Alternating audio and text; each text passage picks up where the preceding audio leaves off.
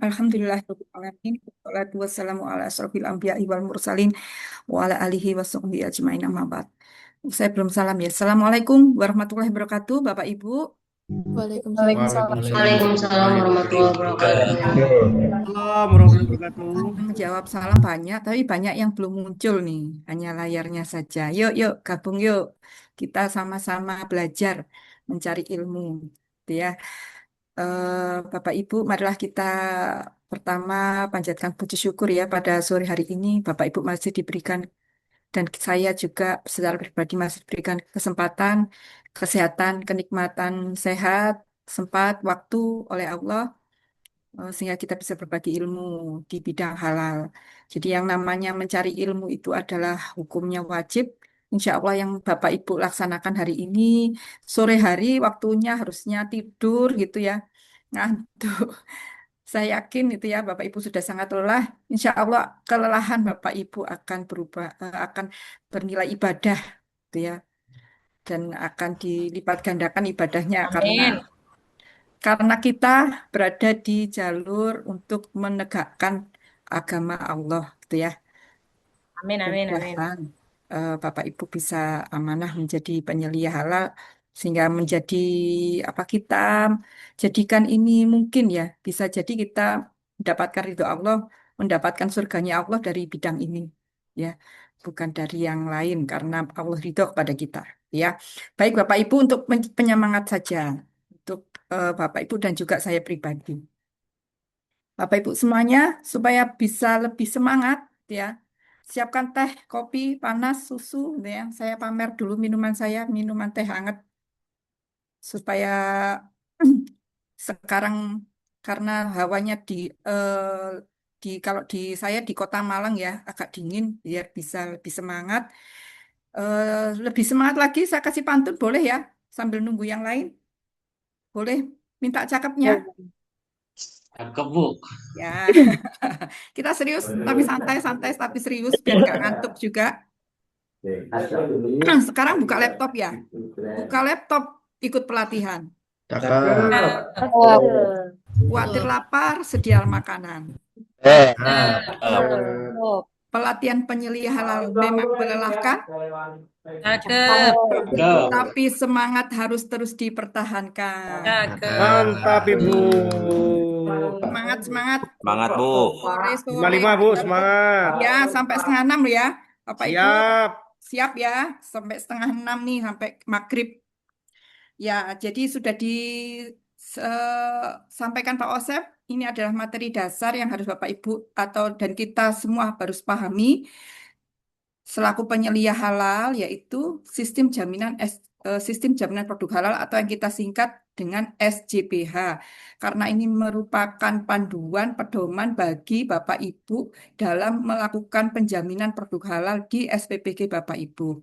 Bagi auditor halal ini juga sangat penting karena dalam melakukan pemeriksaan bahan dan pemeriksaan proses yang ada di tempat Bapak Ibu semuanya itu acuan, itu referensi panduannya adalah di SJPH ini. Jika dinyatakan tidak sesuainya itu adalah dari kriteria SJPH. Dan jika dianggap ada ketidaksesuaian, itu merupakan temuan yang harus Bapak Ibu perlu lakukan tindakan perbaikan. Sebelum tindakan perbaikan dilakukan, sertifikasi halal tidak akan dapat jalan gitu ya, tidak akan lanjut seperti itu. Baik, karena ini waktunya sudah sore ya, mudah-mudahan bisa cepat selesai materinya. Ikan sepat, ikan gabus, makin cepat makin Bagus. bagus ya. Mantap Bapak Ibu. Saya kasih lagi ya. Potong bebek angsa, masak di kuali. Cakep. Teman-teman penyelia halal akan selalu di hati. peta lawan konflik. Mantap, Bu. Kalau Ya, jaga kalau ukuai mau anu ya. Ya, ada yang bocor yuk. Dilihat mikrofonnya Bapak Ibu, cek-cek ya. Satu kali lagi, Bu, pantunnya, Bu. Pantunya sekali lagi ini nggak selesai nanti materinya. Baik, satu kali lagi ya. Oke, siap ya. Ini siap jadi pantun. Pergi ke pasar membeli ikan. Cakep. Jangan tergoda beli baju mahal. Cakep. Cakep. Selamat belajar para peserta pelatihan. Cakep. Cakep. Semoga kompeten sebagai penyelia halal. Cakep. Bu, Nah, makasih. Rabbal Alamin. Insya Allah menjadi ladang amal nih bagi Bapak Ibu semuanya. Amin ya eh rabbal alamin. ya, amin ya Rabbal Alamin.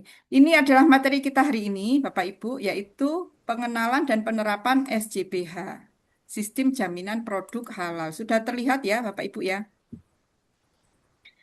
Ini disusun berdasarkan sudah ya. Baik, terima kasih Ibu infonya. Jadi kalau ada yang kendala suara ataukah layar yang kurang bagus, mohon infonya ya Bapak Ibu supaya nanti eh, bisa diterima dengan baik. Ini didasarkan materi ini atas satu regulasi yaitu Keputusan Kepala BPJPH nomor 20 atau kita singkat dengan Kepkaban 20 tahun 2023 yang mengatur tentang kriteria sistem jaminan produk halal. Jadi ini ada regulasi yang harus Bapak Ibu download, harus Bapak Ibu baca, ya harus punya ini. Ya, jadi ini materi dasar kita. Kepkaban 20 tahun 2023 tentang perubahan atas Kepkaban 57 tahun 2021 yang mengatur kriteria sistem jaminan produk halal. Jadi dulu ada yang sudah aturan yang mengatur SJPH di tahun 2021. Ada penyempurnaan, ada perubahan di 2 tahun kemudian, yaitu dengan dirilisnya Kepkaban 20 tahun 2023. Nah, ini ada 17 halaman saja, isinya singkat, padat, jelas. Jadi Bapak Ibu harus khatam ini ya. Ini katanya Pak Osep tadi kitabnya. Ini khatamkan dulu Bapak Ibu supaya nanti bisa melaksanakan tugas sebagai penyelia halal, nanti sertifikasi halalnya juga lancar. Karena sama ini panduannya bagi auditor dan bagi penyelia itu sama. Gitu ya. Ini sudah di-share kayaknya. Nanti kalau belum ya pasti akan di-share oleh Pak Osep. Tuh ya. Bapak Kepala Sekolah kita. Nah, apa sih sebenarnya SJPH itu gitu ya? Mungkin perlu saya garis bawahi lagi materi yang sebelumnya. Maaf, ada yang bocor. Dilihat mikrofonnya Bapak Ibu. Ya, baik. Jadi yang perlu kita garis bawahi adalah prinsip sertifikasi halal di Indonesia bukan berdasarkan ketelusuran, tapi bukan berdasarkan impor produk, maaf, tapi berdasarkan ketelusuran. Ya, maaf ya. Jadi berdasarkan ketelusuran. Artinya apa, Bu? Artinya mulai dari hulu sampai hilir, mulai dari penyediaan bahan sampai penyajian itu harus berstandar halal. Jadi yang pertama yang harus kita pastikan adalah satu, memastikan bahwa semua bahan yang kita gunakan adalah halal dalam proses produksi makan bergizi gratis MBG yang Bapak Ibu produksi atau hasilkan. Itu harus halal untuk semua bahannya. Yang kedua, setelah dipastikan bahannya itu yang digunakan halal, harus kita pastikan bahwa tidak terjadi kontaminasi dari bahan haram maupun najis terhadap produk kita. Baik itu berasal dari bahannya, bisa berasal dari peralatan produksinya, bisa berasal dari pekerjanya, dan juga bisa dari lingkungan produksi, gitu ya. Dari kontaminasi bahan haram atau najis, itu harus kita hindari. Jadi kalau ada najis, ada istilahnya mutanajis. Mutanajis itu bahan yang atau produk yang halal, suci, tapi terkontaminasi najis. Kalau najisnya masih bisa dihilangkan, bisa disucikan, itu masih bisa dikonsumsi. Tapi kalau najisnya itu sudah tidak bisa dihilangkan, menyatu dengan produknya, itu sudah tidak bisa kita konsumsi, tidak bisa diklaim sebagai produk yang halal. Gitu ya.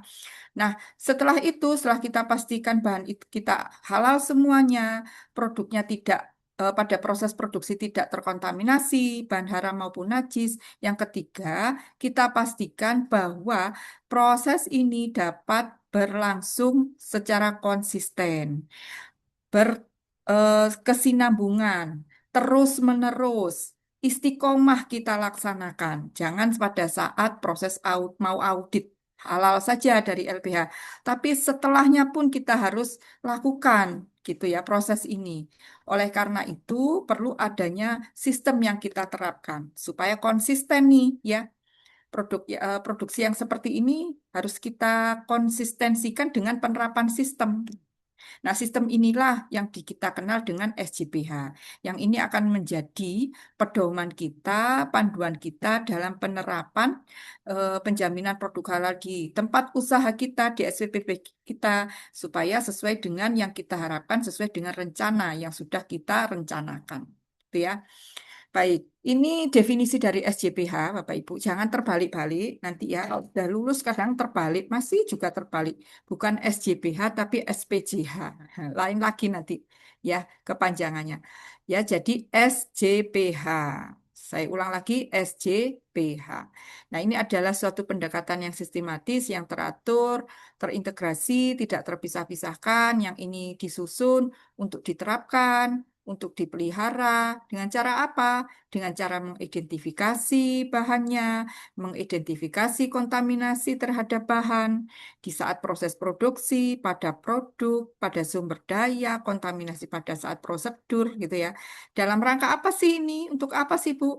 Dalam rangka memastikan dan menjaga kesinambungan proses produk halal itu sudah sesuai dengan persyaratan yang sudah ditetapkan oleh pihak yang berwenang, yaitu oleh BPJPH. Jadi ada sekarang namanya BPJPH, itu dulu masih di bawah Kementerian Agama, eselon 1, sekarang sudah di bawah Presiden, artinya bertanggung jawab secara langsung kepada Presiden. BPJPH yang memiliki lembaga negara yang mempunyai kewenangan dalam penyelenggaraan jaminan produk halal.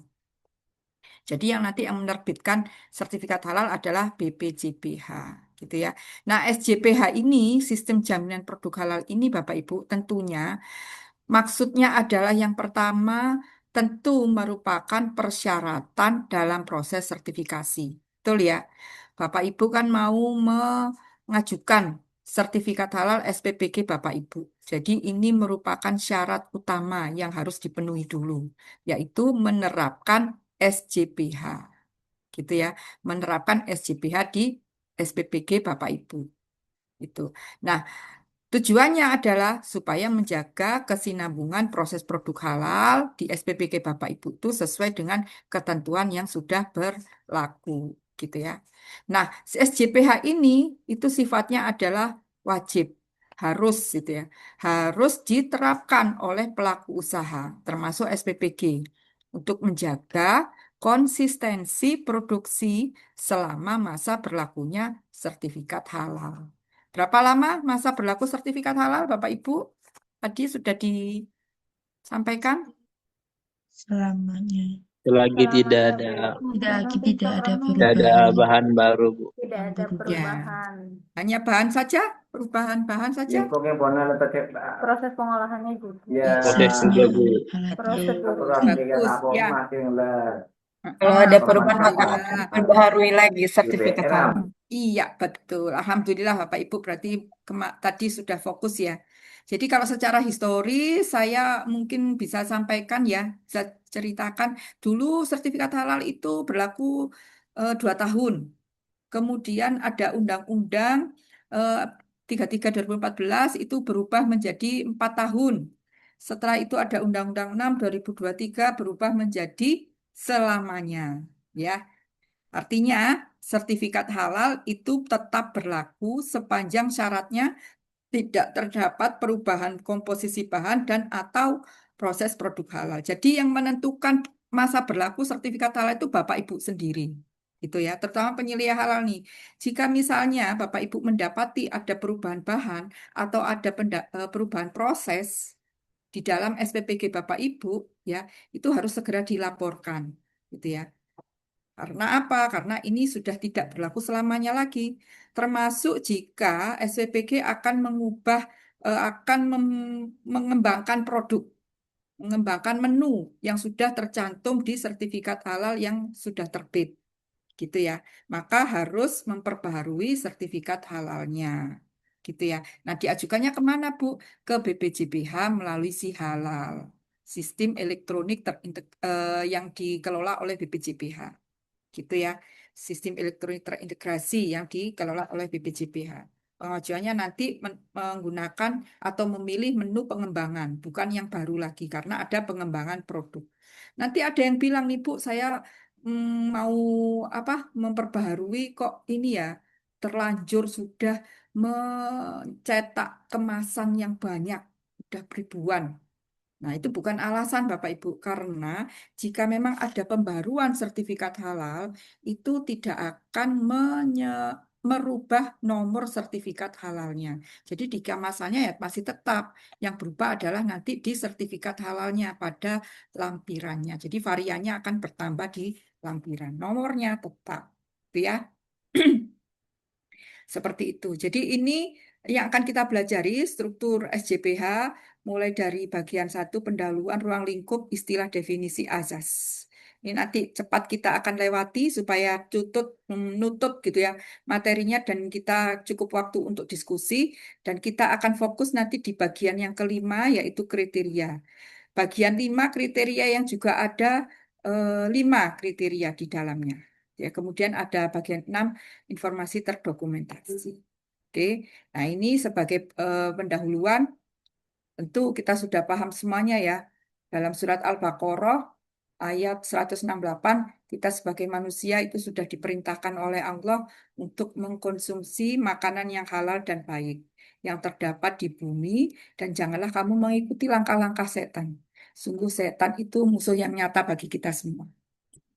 Jadi Bapak Ibu, jika Bapak Ibu nanti menerapkan SJPH ini, insya Allah yang dihasilkan oleh Bapak Ibu, MBG-nya itu bukan hanya halal, tapi juga baik, tapi juga toyib, gitu ya. Untuk anak-anak kita, anak-anak bangsa ini bisa mengkonsumsi makanan yang halal dan juga toyib.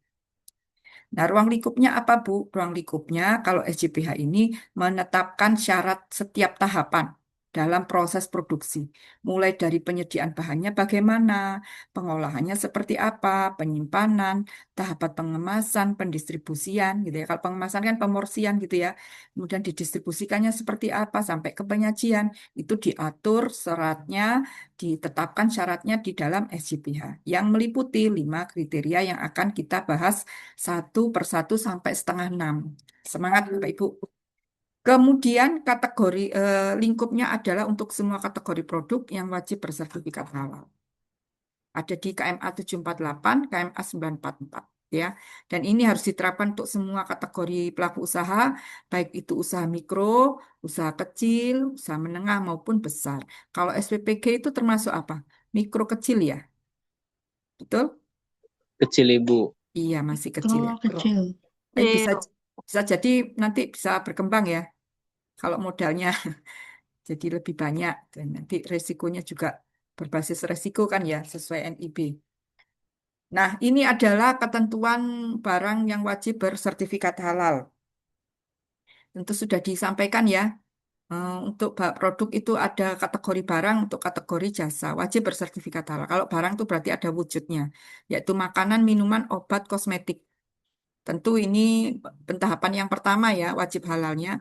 Kemudian ada produk kimiawi, biologi, rekayasa genetika. Kemudian ada barang gunaan. Nah, barang gunaan ini adalah barang yang dipakai, digunakan, dan kita manfaatkan. Jadi semua barang yang kita pakai, yang kita gunakan, kita manfaatkan. Banyak sudah ya di sekitar kita, barang yang kita gunakan. Tapi ternyata ketentuannya adalah Bapak Ibu, hanya bagi barang yang berasal atau mengandung unsur hewan saja. Oke, tidak semuanya. Bisa dicontohkan Bapak Ibu untuk barang gunaan yang mengandung unsur hewan?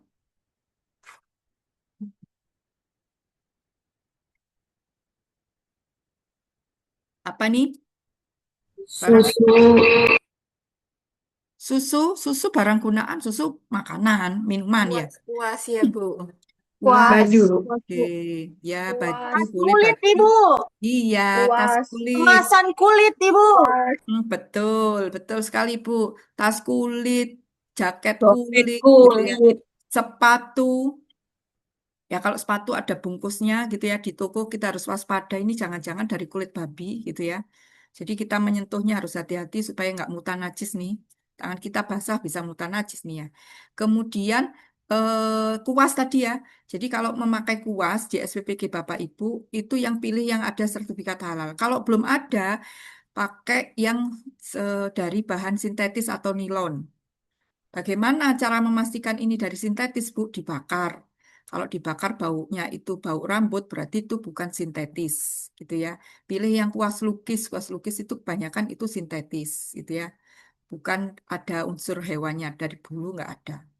Nah, jika demikian, sebaliknya, jika barang itu tidak ada unsur hewan, maka tidak terkena kewajiban sertifikat halal. Oke, apa contohnya? Contohnya misalnya panci yang digunakan murni dari besi, wajan murni dari aluminium, sendok murni dari stainless steel gitu ya. Tidak ada unsur hewannya. Kita harus identifikasi, oh ini benar-benar tidak ada unsur hewan. Maka tidak wajib bersertifikat halal. Gitu ya, untuk barang tersebut. Ada yang bocor, Bapak Ibu? Mohon dicek mikrofonnya. Nah, tergolong jasa yang mana ini, Bu? Ya, jasa itu ada jasa penyembelihan. Ya, jadi kalau di RPH atau RPU, rumah potong hewan, rumah potong unggas, itu hanya menyembelih hewan dari orang lain. Mereka hanya jual jasa, sehingga disebut jasa penyembelihan. Nah, ini pentahapan yang pertama ini, masuk wajib halal ya. Kemudian ada jasa pengolahan, penyimpanan, pengemasan, pendistribusian, penjualan, dan penyajian. Ketentuannya adalah jasa ini yang hanya terkait dengan makanan, minuman, obat, atau kosmetik saja. Contoh misalnya jasa distribusi. Kalau jasa distribusi ini logistik ya, pendistribusian barang, hanya mendistribusikan misalnya elektronik saja, alat elektronik saja, atau mendistribusikan semen saja, bahan bangunan saja. Nggak ada hubungannya dengan makanan, minuman, obat, atau kosmetik. Tentu tidak terkena kewajiban sertifikat halal gitu ya. Tapi kalau misalnya jasa distribusi ini kemudian mendistribusikan misalnya jamu, berhubungannya dengan obat, kemudian sabun, mungkin lotion gitu ya, shampoo, ada hubungannya dengan kosmetik, maka terkena kewajiban sertifikat halal. Itu ya jasa distribusinya. Udah banyak sekarang jasa distribusi yang mulai mengajukan sertifikat halal. Nah, ini ada istilah dan definisi. Kita lewati saja ya. Kemudian ini ada azas, nanti Bapak Ibu bisa baca lagi ini. Nah, kita langsung ke poinnya nih, yaitu kriteria. Bagian yang kelima, namanya kriteria SJPH. Nah, ada 5 kriteria. 5 kriteria inilah yang kemudian akan di maaf. 5 kriteria inilah yang akan diperiksa oleh auditor halal dari LPH. Di SPPG Bapak Ibu bagaimana penerapannya, bagaimana implementasinya, sudah sesuai ataukah belum, gitu ya. Untuk 5 kriteria ini, kayak rukun Islam ada 5 ya. Kemudian ada 5 lagi apa Bapak Ibu? Balon, Bu. Balonku ada 5. Iya, Pancasila. balonku ada 5. Pancasila. Kalau meletus baru 4 ya, ini belum meletus ya, jadi 5. Pancasila ada 5, sholat wajib 5 waktu, ada 5 ya. Nah, kalau SJPH yang harus Bapak Ibu terapkan di SPPG Bapak Ibu juga ada 5 kriteria yang harus diterapkan. Gitu ya. Apa itu? Apa saja 5 kriterianya? Yang pertama, komitmen dan tanggung jawab. Kemudian yang kedua ada bahan, yang ketiga proses produk halal, kriteria yang keempat itu produk, dan kriteria yang kelima pemantauan dan evaluasi. Jadi kalau misalnya mau dipahamkan pada, saya dulu memahamkan pada diri saya sendiri, kenapa sih kok 5 ini ya harus urut gitu ya? Kenapa harus 5 ini harus diterapkan semuanya? Yang pertama, ketika akan melaksanakan sesuatu, ya, kita harus punya komitmen ya, harus ada tanggung jawab. Ketika mau menikah, harus ada komitmen dan tanggung jawab dari calon suami kepada calon istri. Ketika mau melaksanakan SJPH, maka harus ada komitmen atau janji dari pelaku usahanya, dibarengi dengan tanggung jawab. Gitu ya. Jadi harus ada dulu nih komitmen dari pelaku usaha sebelum menerapkan SJPH. Setelah itu, ketika akan memproduksi barang atau memproduksi produk, memproduksi MBG, apa yang harus disediakan? Yaitu bahan. Masuk kriteria yang kedua, bahan. Bahan apa yang boleh, bahan apa yang tidak boleh. Ada di kriteria yang kedua. Kemudian setelah ada bahan, maka bahan ini akan diproses. Betul ya? Bahan ini akan diproses. Prosesnya itu di kriteria yang ketiga. Apa yang diperbolehkan, harus apa, dan bagaimana itu diatur di kriteria yang ketiga, proses produk halal. Kemudian setelah diproses, itu ada menghasilkan produk. Maka ada kriteria yang keempat, yaitu produk. Bagaimana produknya? Itu di kriteria yang keempat ini diatur. Maaf, saya minum dulu ya. Agak serak nih. Nah, dari semuanya ini, mulai dari janji sudah, kemudian dia datangkan bahan, kemudian bahan ini diproses, kemudian menjadi produk. Maka supaya ini dapat berlangsung secara baik, konsisten, ada improvement, ada pengembangan, maka perlu ditutup dengan kriteria yang kelima. Apa itu? Yaitu kriteria pemantauan dan evaluasi. Gitu ya. Jadi 5 ini adalah hal yang sangat penting dan harus diterapkan semuanya secara keseluruhan. Nah, ini sekarang kita bahas satu persatu. Namanya kriteria 1, komitmen dan tanggung jawab. Apa Bu komitmen dan tanggung jawab itu?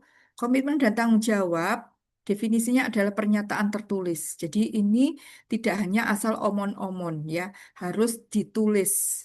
Pernyataan yang harus ditulis secara formal, tidak boleh informal. Dari siapa? Dari pelaku usaha. Dalam hal ini kepala SPPG atau ketua yayasan. Untuk apa nih? Pernyataan terkait apa? Bahwa pelaku usaha akan menerapkan dan mengembangkan kriteria SJPH secara konsisten dan berkesinambungan. Serta pelaku usaha ini berkomitmen untuk bertanggung jawab, meminimalkan, menghilangkan segala sesuatu yang tidak halal, sesuai dengan ketentuan yang berlaku.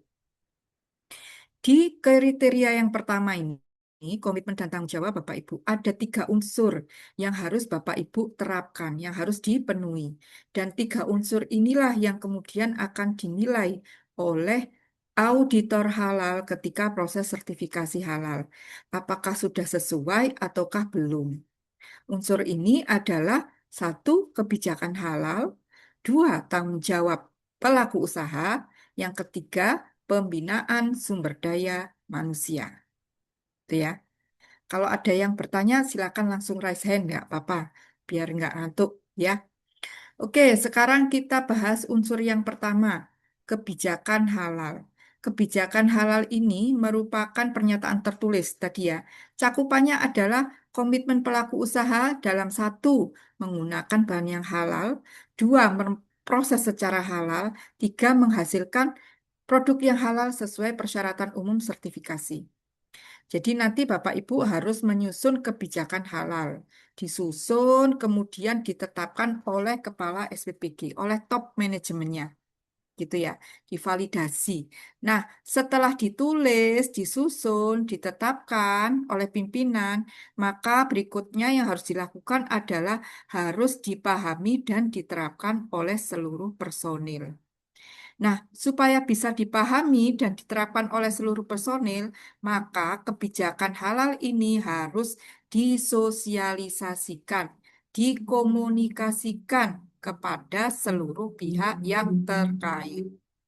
Pada pihak terkait ini kepada siapa, Bu? Sosialisasi kebijakan halal harus kepada pihak internal dan juga kepada pihak eksternal.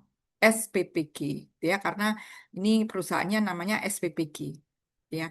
Nah, kalau sosialisasi kebijakan halal kepada pihak internal SPPG ini kepada siapa kira-kira?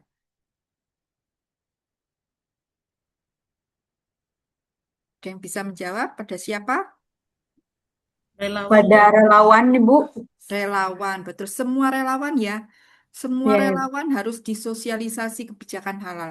Apakah itu relawan baru maupun relawan yang sudah lama. Kalau relawan baru berarti sebelum dia diterima kerja, sebelum dia bertugas harus diberikan pemahaman, diberikan sosialisasi kebijakan halal SPPG. Kalau kepada pihak eksternal, kepada siapa? Penerima manfaat. Manfaat. Iya. Penerima Penerima manfaat, oke. manfaat, Bu. Guru ya, Masyarakat mungkin sekitar guru. bisa nggak, Bu? Ah, kemudian siapa Bu. lagi? Yang Masyarakat sekitar? masyarakat Kader. sekitar. Mm. Bapak Ibu dapat bahan dari mana? Dari supplier. Supplier. Ya, berarti Dari supplier ya. Supplier. Air juga berarti. Iya, betul, Dari supplier. supplier, vendor. Jadi, kenapa kok perlu Bu ini diberi ke pemahaman atau diberi sosialisasi kebijakan halal? Karena mereka supaya bisa menjaga bahan yang kita pesan itu sampai di dapur kita itu halal, tetap halal, tidak ada kontaminasi bahan haram Najis. maupun najis, gitu ya. Penting ini. Kalau misalnya kepada sekolah ya berarti supaya pada saat pendistribusian, pembagian kepada siswa itu juga dijaga supaya tetap berstandar halal. Nah, cara sosialisasinya bagaimana? Gitu kan pertanyaan berikutnya. Cara sosialisasi baik itu kepada internal maupun eksternal dapat ditentukan sendiri oleh perusahaan Bapak Ibu. Dapat ditentukan sendiri oleh SPPG. Bisa melalui pelatihan internal, bisa melalui briefing karyawan, bisa melalui poster atau banner, buku saku atau email. Jadi kalau misalnya suppliernya jauh, luar kota, luar pulau, atau luar negeri mungkin bisa menggunakan email. Namun jangan lupa, kalau sudah dilaksanakan sosialisasi, maka bentuk bukti sosialisasinya harus disimpan, dipelihara dengan baik, gitu ya. Karena apa? Karena ketika proses audit, auditor itu tidak akan hanya percaya berdasarkan wawancara saja, tapi harus ada bukti dukung, harus ada eviden gitu ya, bahwa kalau sosialisasi kebijakan halal itu sudah dilaksanakan. Apa bukti yang bisa mendukung bahwa sudah dilaksanakan sosialisasi kebijakan halal gitu ya? Kalau melalui pelatihan internal berarti harus ada daftar hadir pelatihan gitu ya. Kalau ada briefing karyawan mungkin ada notulensinya. Kalau melalui poster atau banner bisa jelas terpasang poster dan bannernya di tempat-tempat yang mudah terlihat, mudah dibaca gitu ya. Kemudian kalau melalui email ya berarti ada screenshot isi email dan respon dari penerima email.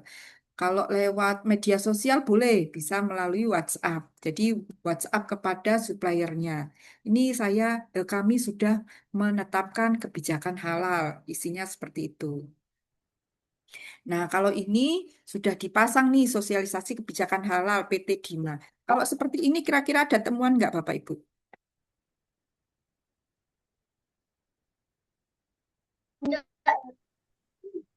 Udah, Bu. Masih belum ditandatanganin. Iya, betul. Belum ditandatangani. Kalau yang Di sebelah kanan ada banner, kemudian ada apa itu kertas di print gitu ya, kemudian ditempel. Kira-kira memadai nggak?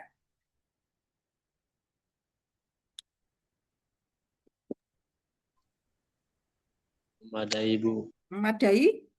Kalau ruangannya kecil ya. Kalau misalnya Iya, Bu. ruangannya besar ya nggak dianggap tidak memadai ya Pak. Karena kan nggak Iya, terbaca iya, itu Bu. ya. Nah, kalau gudangnya misalnya besar gitu ya, ya tergantung ya. Jadi tergantung. Kemudian kalau seperti ini kan mudah sekali rusak gitu ya. Nanti tempel lagi rusak, tidak terbaca, seperti itu. Nah, kalau yang tidak ada tanda tangan, apakah bisa, Bu, seperti ini terjadi? Bisa. Saya mendapati sendiri, jadi ketika proses audit, karena terburu-buru mau ada audit, sudah dicetak besar, di Pigora bagus, lupa, belum ditandatangan oleh pimpinan. Karena buru-buru gitu ya. Nah, ini juga jadi temuan. Namanya kebijakan ya harus ditetapkan oleh pimpinan. Harus tahu gitu ya, harus setuju pimpinannya. Nah, sekarang terkait unsur yang kedua, yaitu tanggung jawab pelaku usaha. Tanggung jawab pelaku usaha apa, Bu, yang harus dilakukan, gitu ya. Tanggung jawab pelaku usaha ini meliputi menjamin tersedianya sumber daya yang memadai, baik itu sumber daya manusia maupun sarana prasarananya dalam penerapan perbaikan SJPH di tempat usaha, gitu ya. Kalau misalnya perlu pest control ya harus disediakan, gitu ya, pest control, gitu. Jangan terus jadi sayang karena ini kan penting ya, halal dan bersih, halal dan toyib itu saling terkait. Kemudian yang kedua harus ada penetapan penyelia halal. Itu tanggung jawab dari pelaku usaha, dari kepala SPPG. Jadi Bapak Ibu nanti setelah lulus dari pelatihan ini punya sertifikat pelatihan, maka harus ada surat tugas atau SK penetapan sebagai penyelia halal di SPPG Bapak Ibu. Harus resmi, harus ditandatangani oleh pimpinan, kepala SPPG-nya. Gitu ya, seperti itu. Tidak bisa hanya asal ditunjuk gitu, nggak bisa. Sebentar, Bapak Ibu, saya ini dulu ya.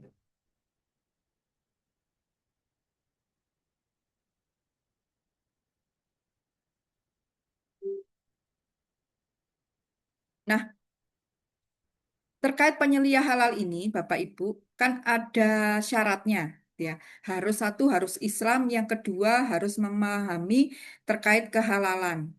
Maka dibuktikan dengan adanya sertifikat pelatihan, kan gitu.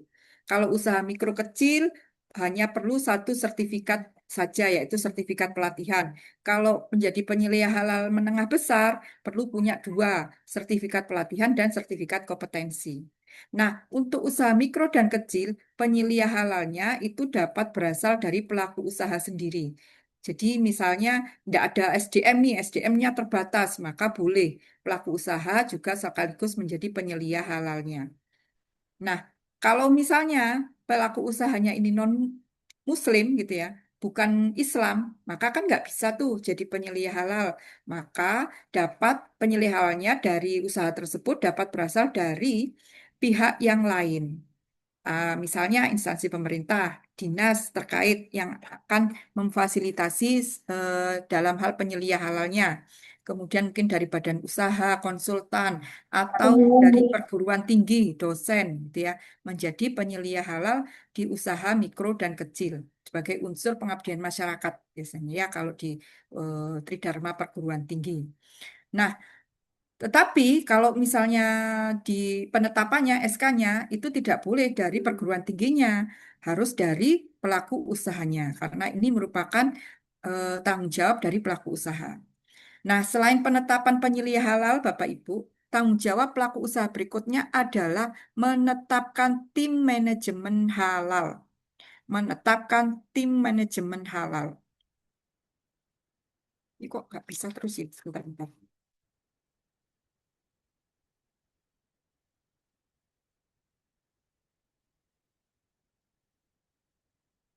Siapa Bu tim manajemen halal ini? Tim manajemen halal itu adalah sebuah tim yang kemudian akan bertanggung jawab terhadap penyelenggaraan jaminan produk halal di SPPG.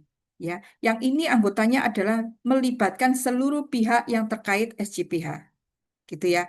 Dan semua personil yang menjadi anggota tim manajemen halal ini harus mempunyai dan terjaga integritasnya, gitu ya. Termasuk nanti penyelia halal menjadi anggota dari tim manajemen halal. Kemudian ada unsur yang ketiga yaitu pembinaan sumber daya manusia. Nah, untuk pembinaan sumber daya manusia ini apa yang harus dilakukan dan akan dicek oleh Pak Auditor Halal? SPPG harus melakukan pembinaan Bapak Ibu melalui pelatihan gitu ya dan atau peningkatan kompetensi di bidang halal. Gitu. Ada dua pelatihan, Bapak Ibu. Ada dua pelatihan, yaitu pelatihan internal dan pelatihan eksternal.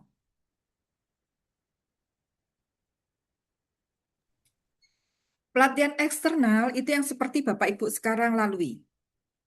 Itu namanya pelatihan eksternal, yaitu pelatihan yang diselenggarakan oleh pihak luar SPPG, gitu ya.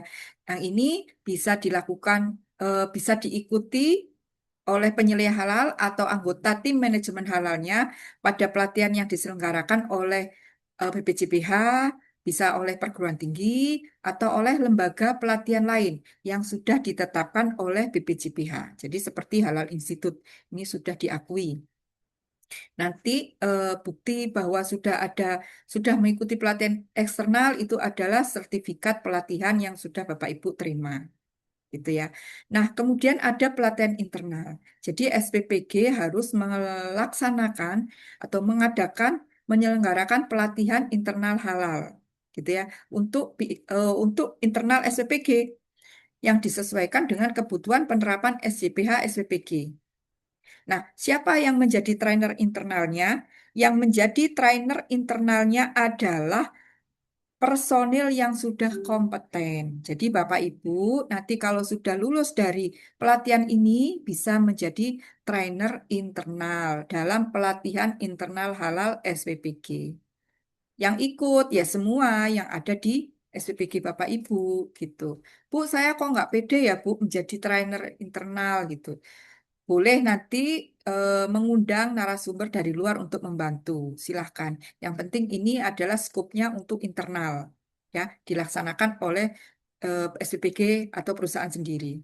Nah, pada saat pelatihan internal ini, jangan lupa Bapak Ibu, peserta harus dievaluasi. Evaluasi maksudnya apa, Bu? Evaluasi itu ada tes. Jadi ada parameter untuk mengukur keberhasilan pelatihan yang sudah dilaksanakan. Artinya, dari yang tidak paham, pesertanya menjadi paham. Jadi ada post-testnya, gitu ya. Jangan lupa ini Bapak Ibu, ada alumni pelatihan yang chat ke saya, gitu ya, tanya soalnya, Bu, saya sudah didatangi auditor dari LPH. Sudah ada proses audit, sudah ada beberapa temuan yang sudah saya perbaiki. Tapi ada satu yang saya bingung, Bu. Apa yang bingung di foto? Tulisan dari auditornya. Apa coba? Belum ada evaluasi pelatihan internal. Nah, bingung dia.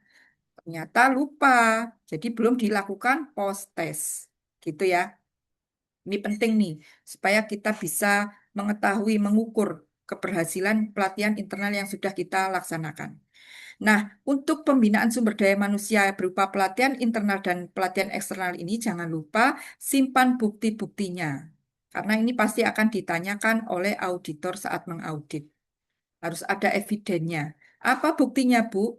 Bukti pelatihan itu dapat berupa daftar hadir peserta pelatihan, materi pelatihan yang diberikan, lembar post-test. Kalau ada sertifikat pelatihan lebih oke lagi, gitu ya. Itu harus disimpan, gitu ya. Kalau ada misalnya foto dokumentasi kegiatan seperti itu juga jadi bukti. Namun jangan lupa Bapak Ibu, untuk membuat bukti-bukti ini ya jangan terus tidak valid ya. Artinya auditor halal juga tidak hanya asal, biasanya ada yang tidak hanya asal cek-cek dokumen aja, tapi ketika audit onsite mereka juga akan proses wawancara ya, tanya jawab. Nanti dicek tuh, salah satu mungkin dari peserta ditanya, apakah memang pernah ada pelatihan internal? Nah, seperti itu. Cross check nih. Nah, untuk meyakini bahwa menjamin bahwa bukti yang sudah diberikan itu sudah valid, bukan bukti yang tidak valid. Asal dibuat, nah gitu kan ada. Nah sekarang kriteria yang kedua, tadi komitmen dan tanggung jawab sudah, kemudian sekarang kriteria yang kedua yaitu bahan. Apa bahan itu, Bu? Bahan adalah unsur yang digunakan untuk membuat atau menghasilkan produk. Yang menjadi cakupan bahan Bapak Ibu itu bukan hanya bahan baku, tapi juga bahan tambahan, bahan penolong, kemudian bahan kemasan yang berkontak langsung dengan produk. Jadi yang berkontak langsung dengan makanan MBG itu juga termasuk bahan putrenya ya, omprengnya. Kemudian kalau menggunakan pelumas, grease, sanitizer itu juga masuk bahan. Kemudian cakupan bahan berikutnya adalah bahan penolong pencucian, yaitu sabun yang digunakan untuk mencuci fasilitas atau peralatan SPPG yang berkontak langsung dengan bahan maupun produk. Ya, itu juga harus berstandar halal, cleaning agentnya. Kemudian kalau ada yang melaksanakan kegiatan validasi hasil pencucian fasilitas, media yang digunakan untuk memvalidasi hasil pencucian fasilitas itu juga menjadi cakupan bahan. Misalnya pakai swab nih untuk mengetahui masih ada nggak sih bakteri E. coli atau Salmonella ketika sudah dicuci. Nah, itu buat metode swab, itu swab pada peralatan. Nah, medianya itu yang harus berstandar halal karena menjadi cakupan bahan. Ketika ingin mengidentifikasi apakah ini bahan baku, bahan tambahan atau penolong, ini Bapak Ibu bisa kategorikan berdasarkan persentase penggunaannya. Kalau persentase penggunaan yang paling besar, itu berarti masuk bahan baku. Kalau penggunaannya relatif sedikit, maka bisa masuk bahan tambahan sebagai bahan tambahan saja. Kalau hanya sifatnya hanya pelengkap, maka jadi bahan penolong. Eh, Maksudnya hanya untuk bisa membantu proses produksi supaya hasilnya lebih baik. Kalau saya contohkan ada produk yang mudah saja, bakso sapi. Bahannya ada 5, daging sapi, tepung tapioka, gula garam, MSG, kemudian ada es batu. Nah, kira-kira yang bahan baku yang mana nih? Daging sapi. Daging Daging sapi. sapi. Bahan tambahannya Tapi apa, Bu? tepung, Namanya tepung tapioka. Nah, ah, betul. dan Tepung tapioka garam, dan bubuk-bubuk. lain-lain. Betul. SG. Kalau air esnya penolong. Bahan penolong. tolong karena untuk mengenyalkan gitu ya. Nggak akan bisa jadi bakso kalau nggak ada daging. Kalau hanya ada tepung sama bumbu ya jadi cilok gitu ya. Tapi kalau hanya daging saja, nggak ada tepung, nggak ada apa bumbu ya bisa jadi bakso tapi tidak berasa gitu aja. Gitu ya. Oke, bisa dipahami ya Bapak Ibu. Nah, asal bahannya dari mana kita bisa dapat bahan? Bisa dari tumbuhan atau nabati, bisa dari hewan atau hewani, bisa dari mikroba. Kalau dari tumbuhan atau nabati, ini kita punya titik kritisnya. Kita perhatikan apakah bahan tumbuhan ini ada proses pengolahan sebelumnya. Dan pada proses pengolahannya ini apakah ada bahan tambahan yang ditambahkan? Itu yang harus dikritisi, yang menjadi titik kritis. Kemudian kalau hewani, titik kritisnya ada 2. Yang pertama, jenis hewannya apa? Kalau jenis hewannya hewan haram ya jelas berarti nggak boleh ya. Kalau hewannya hewan halal, titik kritis berikutnya adalah apakah disembelih sesuai syariat Islam. Kalau memang tidak disembelih sesuai syariat Islam, tidak membaca bismillah, tidak terpotong 3 urat saluran, saluran nafas, saluran darah, saluran makanan dengan sempurna, dia hanya ditusuk saja misalnya ya. Ada kan ya, ayam yang ditusuk aja tuh, kan nggak terpotong dengan sempurna. Maka itu bukan halal walaupun itu ayam. Jadi itu jadi namanya bangkai gitu ya. Bukan merupakan bahan yang halal. Nah, kemudian ada mikroba asalnya. Mikroba pada dasarnya halal, namun yang perlu diperhatikan adalah media pertumbuhan dari mikroba tersebut. Halal ataukah tidak gitu ya. Terkontaminasi najis ataukah tidak. Untuk mikroba ini nanti kita bahas lebih lanjut. Nah, sekarang kita belajar tentang persyaratan bahan. Ada mulai chat, sebentar saya lihat chatnya dulu. Oh, lampu mati ya. Silakan kalau mau ke toilet, Bapak Ibu, nanti segera kembali ya. Oke, chatnya hanya isinya itu belum ada yang bertanya. Untuk bahan, bahan ini itu syaratnya yang pertama bersertifikat halal, gitu ya. Nanti, oh sebentar, sebelum ke sini, nah kita ke kategori bahan dulu. Ya, terlewat nih. Kategori bahan. Mohon fokus Bapak Ibu yang ini. Kategori bahan ada 2. Ada 2 kategori bahan. Saya ulang. Ada 2 kategori bahan. Yang pertama adalah bahan yang wajib bersertifikat halal. Jadi kalau Bapak Ibu menggunakan bahan yang wajib bersertifikat halal ada di KMA, Keputusan Menteri Agama 748 tahun 2021 dan ada di KMA 944 tahun 2024, maka Bapak Ibu harus memilih menggunakan bahan yang mereknya sudah bersertifikat halal. Oke? Kemudian kategori bahan yang kedua yaitu bahan yang dikecualikan dari kewajiban bersertifikat halal atau yang kita kenal dengan istilahnya positive list. Ada di mana positive list ini? Ada di KMA 1360. Keputusan Menteri Agama nomor 1360 tahun 2021. Saya ulang, bahan yang kedua adalah bahan yang dikecualikan dari kewajiban bersertifikat halal. Istilahnya adalah, ini nanti akan sangat familiar oleh Bapak Ibu. Positive list, ya. Jadi kalau menggunakan bahan yang positive list ada di KMA 1360, maka tak perlu Bapak Ibu mencari merek bahan atau bahannya itu yang sudah bersertifikat halal. Contoh bahan positive list, bawang putih segar. Oke, nggak perlu ada sertifikat halalnya karena bawang putih itu positive list. Tidak ada proses pengolahan sebelumnya, tidak ada bahan tambahan yang ditambahkan. Namun kalau Bapak Ibu menggunakan tepung bawang putih, ya, bawang putih itu sudah diolah menjadi tepung serbuk, maka itu sudah bukan positive list lagi, harus bersertifikat halal. Oke? Merica, merica butir. Nah, merica butiran. Ini positive list nggak kira-kira? Positive list. Positive list. Kalau merica bubuk gimana, Bu? Belum Enggak, halal. harus ada halalnya. Betul. Wajib. Kalau kunyit, Halal. nah, Bapak Ibu kalau bikin nasi kuning ada kunyit ya. Kunyit apa tuh? Kunyit. Positive list Positive ya. list. Oke. Aktif. Ya, mantap. Dah. Buah-buahan segar, sayur-sayuran juga Sayur positif. segar. Positive list. Nah, namun Bapak Ibu kalau misalnya menggunakan bahan yang misalnya Bapak Ibu ragu-ragu gitu ya, ini cek aja nih di KMA ini. Jadi Bapak Ibu nanti download ya KMA ini. KMA 1360, KMA 748, KMA 944. Saya contohkan di sini ya.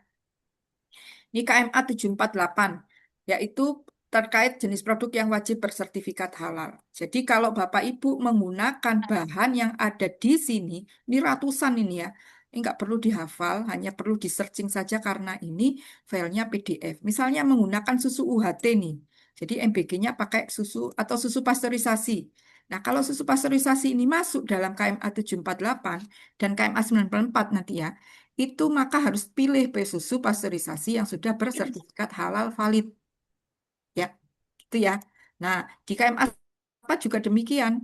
Namun, kita masih tetap menggunakan yang lama. Kenapa? Karena ternyata untuk makanan minuman itu memang sudah diatur di yang baru, 944/2024.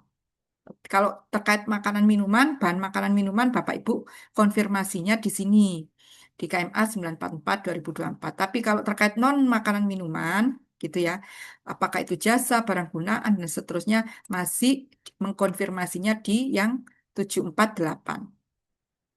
2021.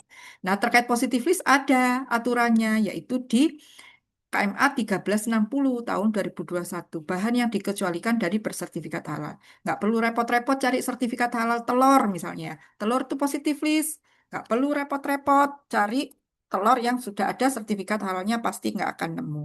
Coba saya cek nih, misalnya asam benzoat. Masuk nggak sih? Nah, ternyata asam benzoat, asam alginat, asam sorbat itu tidak terkena kewajiban sertifikat halal, dikecualikan dari kewajiban sertifikat halal. Jadi positif list gitu ya. Bahan pengawet ini. Kalau SPPK boleh nggak pakai pengawet Bapak Ibu? Nggak boleh, Bu. Nggak boleh Nggak ya. boleh, Bu. Ya, Bu. Jadi sebagai bahan pengetahuan nanti Bapak Ibu ya. Tapi nanti kalau ragu-ragu ceknya di situ, di KMA ini. Ya, nanti di-download ya. Oke, sekarang tadi ya, di persyaratan bahan yang pertama harus bersertifikat halal, kecuali barang itu positif list. Bahan itu positif list nggak perlu repot-repot cari sertifikat halal dari bahan. Nah, bahan itu tidak boleh berasal dari ya babi dan turunannya itu ya. Jadi semua yang ada unsur babi. Jadi babi itu sebenarnya Bapak Ibu tidak hanya dari dagingnya saja, tapi semua bagian dari babi itu ternyata bisa kemudian diolah menjadi bahan lain. menjadi bahan intermediate atau antara. Misalnya untuk diolah jadi gelatin. Gelatin nanti dimasukkan ke dalam permen marshmallow ya. Kemudian mungkin kolagennya ada dari unsur babinya gitu ya, dari kulit babi dan seterusnya. Nah, tantangannya adalah infonya kalau dari babi itu harganya relatif murah dan juga mutunya tidak kalah bersaing dengan yang dari bahan lain. Tidak kalah dengan gelatin sapi dan seterusnya. Jadi itu tantangan bagi kita umat muslim ya. Nah, kemudian kita juga tidak boleh menggunakan darah sebagai bahan ya atau bangkai. Nah, darah itu najis mutawasitoh ya. Darah apapun ini, darah hewan apapun ya, apakah hewan halal atau tidak halal itu nggak boleh dikonsumsi. Kalau dulu di tempat saya, waktu saya kecil ada namanya dede, Bapak Ibu. Dede itu darah yang kemudian dikukus, di goreng, potong-potong goreng untuk campuran rujak cingur. Tidak tahu kalau di Jawa Tengah masih ada mungkin ya. Sudah sedikit. Insya Allah mudah-mudahan sudah nggak ada lagi. Bagian dari tubuh manusia. Nah, itu nggak boleh digunakan sebagai bahan. Eh, bagian tubuh manusia ini sebenarnya suci ya, namun haram hukumnya jika dibuat untuk makanan, minuman, obat atau kosmetik. Termasuk urin. Urin manusia itu juga nggak boleh digunakan atau dikonsumsi. Untuk obat pun tuh nggak boleh karena haram ya. Plasenta juga demikian ada ketentuannya. Kemudian Homer. Homer itu minuman beralkohol. Jadi minuman yang memang diproduksi supaya bisa membuat orang mabuk. Itu Homer. Beda dengan minuman yang mengandung alkohol. Ya, kalau minuman yang mengandung alkohol berarti minuman tersebut ada kandungan alkoholnya, tapi tidak ditujukan supaya bisa membuat mabuk. Contoh, misalnya eh, susu fermentasi. Nah, karena ada menjadi yogurt misalnya, yogurt ini kan difermentasi sehingga pasti ada alkohol pada produk akhirnya. Nah, untuk yang minuman yang ada kandungan alkoholnya tapi bukan Hammer, ada ketentuan batasannya Bapak Ibu. Berapa? Bapak Ibu sudah tahu? 0,5. 0,5% Untuk minuman. Kurang dari 0,5 kurang dari persen. 0,5% itu Jadi diperbolehkan.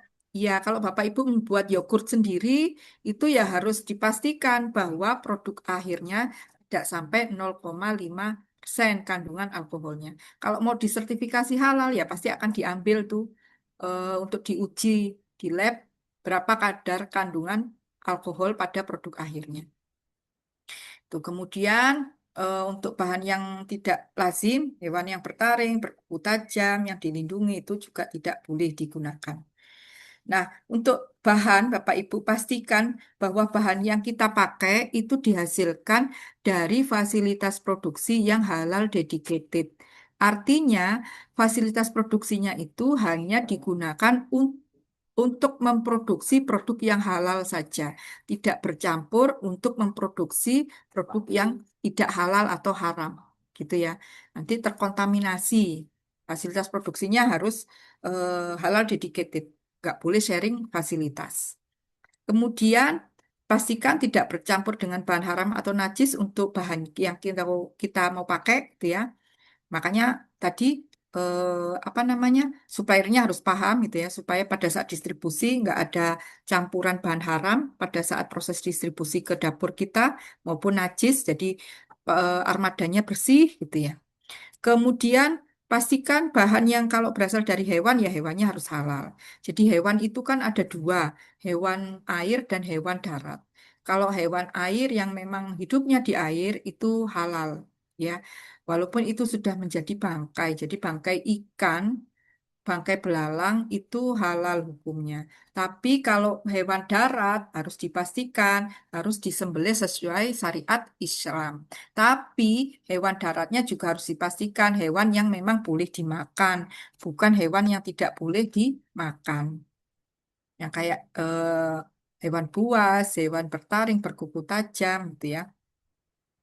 Kemudian eh, pastikan bahan yang kita pakai memenuhi persyaratan keamanan dan kesehatan. Jadi kalau membeli produk yang sudah jadi untuk bahan kita, pilih yang sudah ada izin edarnya. Paling tidak kita sudah bisa menjamin bahwa produk ini sudah aman untuk dikonsumsi. Ada izin edar dari BPOM atau PIRT ya, dari Dinas Kabupaten Kota. Itu jaminan bahwa produk yang kita bahan yang kita pakai itu memang sudah aman. Kemudian terkait penggunaan bahan mikroba dan produk mikrobial. Ketentuannya seperti apa, Bu? Nah, ada ketentuannya nih Bapak Ibu. Jika menggunakan bahan mikrobial, pastikan bahan ini tidak menyebabkan infeksi atau intoksikasi pada manusia, tidak berbahaya, tidak beracun jika dikonsumsi, gitu ya. Kemudian pastikan tadi saya bilang mikroba pada dasarnya halal, tapi media pertumbuhan yang harus kita perhatikan. Media pertumbuhan mikroba, baik itu bahan tambahannya atau bahan penolong yang ada itu tidak boleh ada unsur babi dan turunannya, najis mugholado. Jadi nggak bisa dipakai. Ya, tapi kalau misalnya bukan najis mugholado, selain babi dan anjing turunannya, maka boleh digunakan. Jadi masih ada unsur najisnya, haramnya, tapi harus dipisahkan dari media pertumbuhannya, syaratnya itu. Dan yang kedua, harus disucikan sesuai kaidah syar'i, totshir syar'an. Ya, jadi setelah dipisahkan dari media pertumbuhannya, maka harus dipastikan ada proses selanjutnya, yaitu proses pencucian dan pensucian. Nah, kalau misalnya media pertumbuhannya itu memang suci dan halal, tidak perlu dilakukan proses pemisahan, gitu ya, dari media pertumbuhannya. Kalau untuk membuat produk dengan metode rekayasa genetika, bahan mikrobial tersebut harus dipastikan tidak disisipi gen yang berasal dari babi maupun manusia. Itu tidak diperkenankan. Nah, tadi saya sampaikan ada apa namanya pencucian berdasarkan kaidah syar'i, totshir syar'an ini bagaimana? Nah, ini bisa dengan pengucuran, metodenya pengucuran atau mengucurkan air ke produk atau dengan melalui perendaman.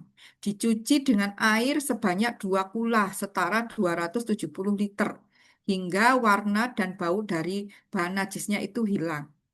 Jadi dengan merendam produk dalam air minimal 270 liter atau dengan menambahkan air secara terus-menerus ya sampai volumenya mencapai volume minimal 270 liter gitu ya. Nah, terkait produk yang mengandung alkohol atau etanol. Ketentuannya bagaimana persyaratannya? Yang tidak boleh, Bapak Ibu, itu adalah jika kita menggunakan alkohol atau etanol yang berasal dari industri Homer, industri minuman keras, ya. Jadi kalau Bapak Ibu menggunakan alkohol, pastikan produsennya itu hanya memproduksi alkohol murni saja, tidak campur dengan memproduksi alkohol yang memang itu minuman keras, Homer. Nanti khawatirnya kan tidak ada jaminan, tidak ada kontaminasi, gitu ya.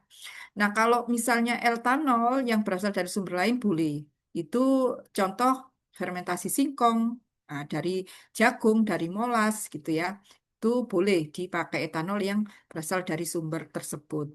Nah, kalau menggunakan hasil samping industri Homer ya atau turunannya itu syaratnya harus yang berbentuk padat ya. Contoh brewer yeast itu kayak ragi gitu ya, yang kita manfaatkan untuk pengolahan pangan.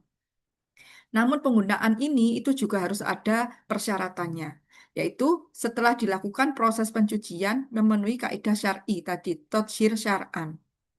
Kemudian harus direaksikan lebih lanjut sehingga menghasilkan senyawa baru dengan bisa menggunakan enzim atau mikroba. Jadi unsur homernya itu sudah hilang.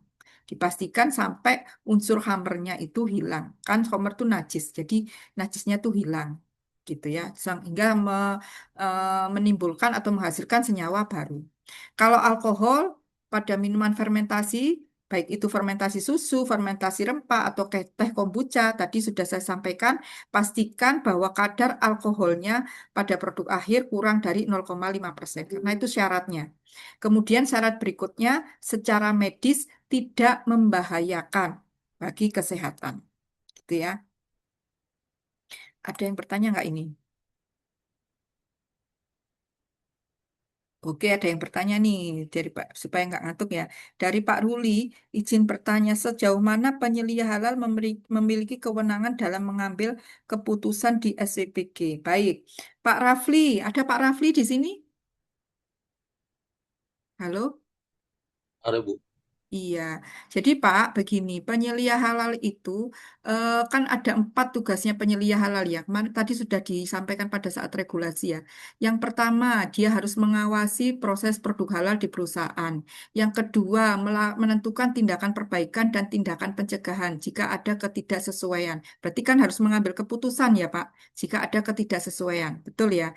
Kemudian yang ketiga, mengkoordinasikan PPH. Artinya Bapak Ibu tugasnya memang mengkoordinasikan PPH, tidak bekerja sendiri. Jadi artinya Bapak Ibu harus mengkoordinasikan dengan departemen lain, dengan divisi lain, dengan bagian lain untuk penyelenggaraan jaminan produk halal di tempat Bapak Ibu, di SPPG Bapak Ibu. Dan yang keempat baru mendampingi auditor halal ketika ada proses audit gitu ya. Jadi ketika ada proses audit, Bapak Ibu harus standby, harus mendampingi terus auditor halalnya supaya nanti jika ada yang akan dikonfirmasi, ada yang mau dipertanyakan, ada dokumen yang diperlukan, Bapak Ibu langsung bisa memenuhi. Jadi auditor halal akan lancar dalam proses auditnya, gitu ya. Nah, sejauh mana memiliki kewenangan dalam mengambil keputusan? Bapak Ibu tugasnya adalah memberikan rekomendasi dari misalnya kalau ada temuan ketidaksesuaian, ambil tentukan tindakan perbaikan dan pencegahannya seperti apa. Nanti berikan rekomendasi. Yang pengambil keputusan tetap adalah top management. Gitu ya. Misalnya Bapak Ibu menemukan produk yang tidak halal nih. Ketika sudah diproduksi, ada produk MBG, Bapak Ibu sudah terlanjur diproduksi, ternyata gagal halal gitu ya. Ada kontaminasi nih dari karena ada human error gitu ya. Maka Bapak Ibu buat rekomendasi. Rekomendasinya harus tepat ya, sesuai dengan ketentuan. Kemudian barulah yang memutuskan itu adalah apa namanya pimpinan, gitu ya. Seperti itu ya Pak Ruli. Iya Bu, makasih banyak Bu. Baik. Nah, ini nanti saya simpan dulu pertanyaannya. Kita lanjut lagi supaya nggak ngantuk ya. Nanti kalau mau tanya boleh raise hand langsung Bapak Ibu supaya kita nggak ngantuk. Nah, kemudian syarat berikutnya, nah pelaku usaha harus punya sertifikat halal dari bahan ya. Kalau nggak punya gimana Bu? Kan saya butuh dapatnya cuma dikit-dikit, butuhnya dikit-dikit nih. Nggak bisa mengakses sertifikat halal, nggak bisa dapat dari suppliernya gitu ya. Produsennya nggak ngasih gitu ya. Nah, nanti sertifikat halal Bapak Ibu bisa nanti didapatkan datanya di websitenya BPJPH, nanti bisa di screenshot. Kita akan perlihatkan nanti ya setelah ini. Nah, setelah itu ada kewajiban dari pelaku usaha untuk menjamin keabsahan dokumen pendukung, meliputi masa berlaku, lembaga penerbit, dan nomor sertifikat serta kesesuaian dokumennya. Bu, katanya tadi sertifikat halal dari BPJPH itu sudah berlaku selamanya, kan gitu? Betul ya? Kok bisa sih kita hanya perlu melihat masa berlaku gitu. Lembaga penerbit kok masih ada nih ketentuan harus dilihat. Nah, yang harus diperhatikan Bapak Ibu jika Bapak Ibu memakai produk dari luar negeri ada sertifikat halal. Nah, itu yang dicek adalah satu lembaga penerbit sertifikat halalnya, yaitu lembaga halal luar negeri. Itu harus diakui oleh BPJPH. Kalau sudah diakui bekerja sama dengan BPJPH, aman.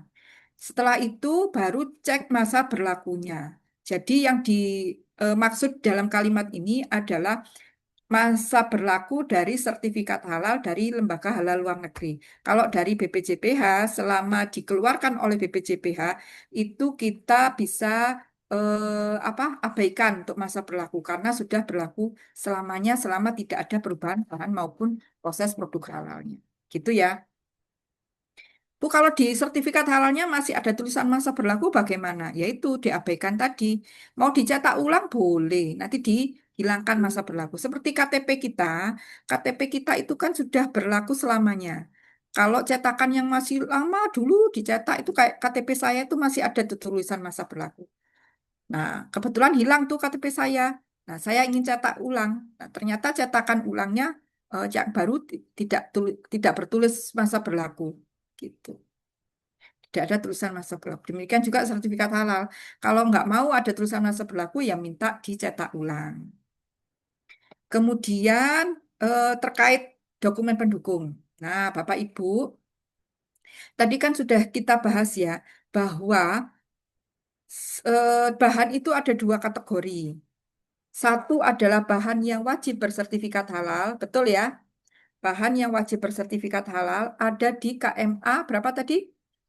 748, bisa ditulis nih ya, dan KMA 944. 2024. Kemudian yang kedua kategori bahan yang ada di KMA 1360 atau yang kita kenal dengan istilahnya apa?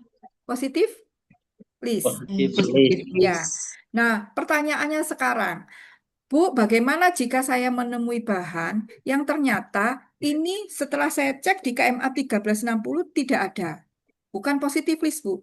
Kemudian bahan ini ketika saya cek di KMA 748 dan KMA 944 ternyata juga tidak masuk. Jadi bukan bahan yang wajib bersertifikat halal. Produk yang wajib bersertifikat halal. Terus dokumen pendukung apa yang harus saya buat, apa harus saya penuhi gitu kan? Pertanyaannya kan gitu. Maka Bapak Ibu ketentuannya untuk bahan yang abu-abu seperti ini ya, bahan yang demikian itu kita bisa menggunakan dokumen pendukung bahan lain. Contoh, namanya ada COA atau Certificate of Analysis. Apa Certificate of Analysis itu? Yaitu dokumen tentang kandungan fisika, kandungan kimia, dan mikrobial yang dikeluarkan oleh pihak ketiga, yaitu lembaga atau laboratorium yang terakreditasi dalam melakukan analisa produk. ISO 17025. Jadi sudah valid nih COA-nya. Hasil labnya sudah valid. Jadi bahan itu dilabkan. Kemudian keluar COA-nya dari laboratorium yang sudah terakreditasi. Kemudian ada namanya MSDS, yaitu Material Safety Data Sheet. Apa itu MSDS?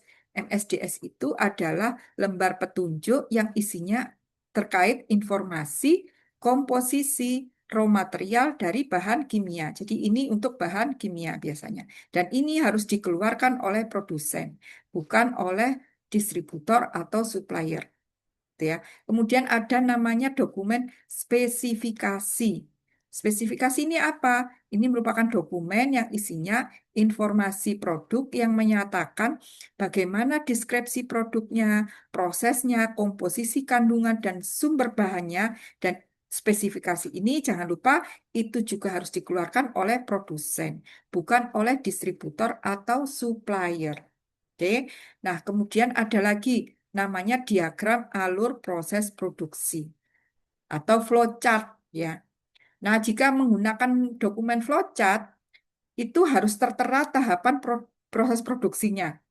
Dan kemudian tidak hanya tahapannya tapi juga mencantumkan bahan yang digunakan, termasuk bahan tambahan dan bahan penolong yang digunakan. Flowchart ini dikeluarkan oleh produsen, bukan oleh distributor atau supplier. Oke, jelas ya. Kemudian ada namanya POCV Facility Statement, dokumen yang menyatakan fasilitas bebas kandungan babi. Ini penting nih, karena kita ingin meyakini bahwa bahan yang kita gunakan atau produk yang kita gunakan sebagai bahan untuk produksi kita itu memang dihasilkan dari fasilitas yang halal dedicated. Tidak ada sharing fasilitas dengan produk yang tidak halal. Gitu ya. Ini harus dikeluarkan oleh produsennya. Pasti ya, karena yang tahu kan produsennya gitu ya, bukan distributor atau suppliernya. Kemudian ada kuesioner, ini juga diisi oleh produsennya, yang isinya adalah bahan apa yang digunakan untuk memproduksi produk tersebut, untuk membuat produk tersebut. Nah, ini contoh jenis dokumen pendukung bahan. Yang sebelah kiri adalah sertifikat halal. Jadi ini ada logo Garudanya. Ini dikeluarkan sudah oleh BPJPH. Kemudian yang sebelah tengah, yang bagian tengah itu ada sertifikat halal luar negeri yang dikeluarkan oleh lembaga halal luar negeri. Ini dari contohnya Ivanka. Ivanka itu lembaga halal luar negeri dari Amerika Serikat. Nah, yang lagi perang dengan Iran tuh ya. Ini Ivanka nih. Nah, ini juga valid karena sudah bekerja sama dengan BPJPH, sudah MRA dengan BPJPH. Jadi aman digunakan bahan dengan sertifikat halal dari Ivanka. Tapi kita harus lihat nih, Ini benar nggak bahannya? Apakah ada apa namanya informasi terkait bahannya, bagaimana masa berlakunya, ini harus dicek. Kemudian yang sebelah paling kanan ada Certificate of Analysis atau COA. COA ini dikeluarkan oleh laboratorium yang sudah terakreditasi. Nah, ini contoh POCFI Statement atau surat pernyataan fasilitas bebas babi. Nah, ini yang tadi ya, yang kita bahas tadi.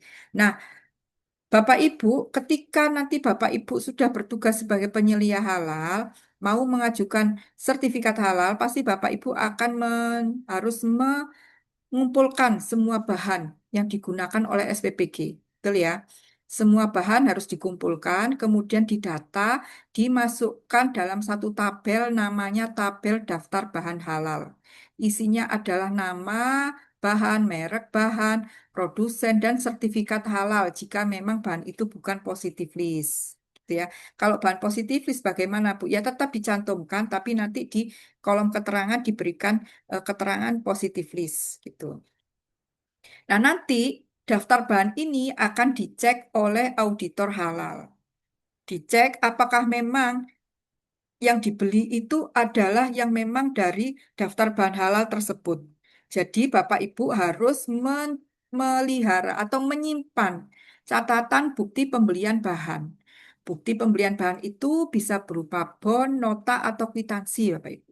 Biasanya yang diminta itu adalah 3 bulan terakhir.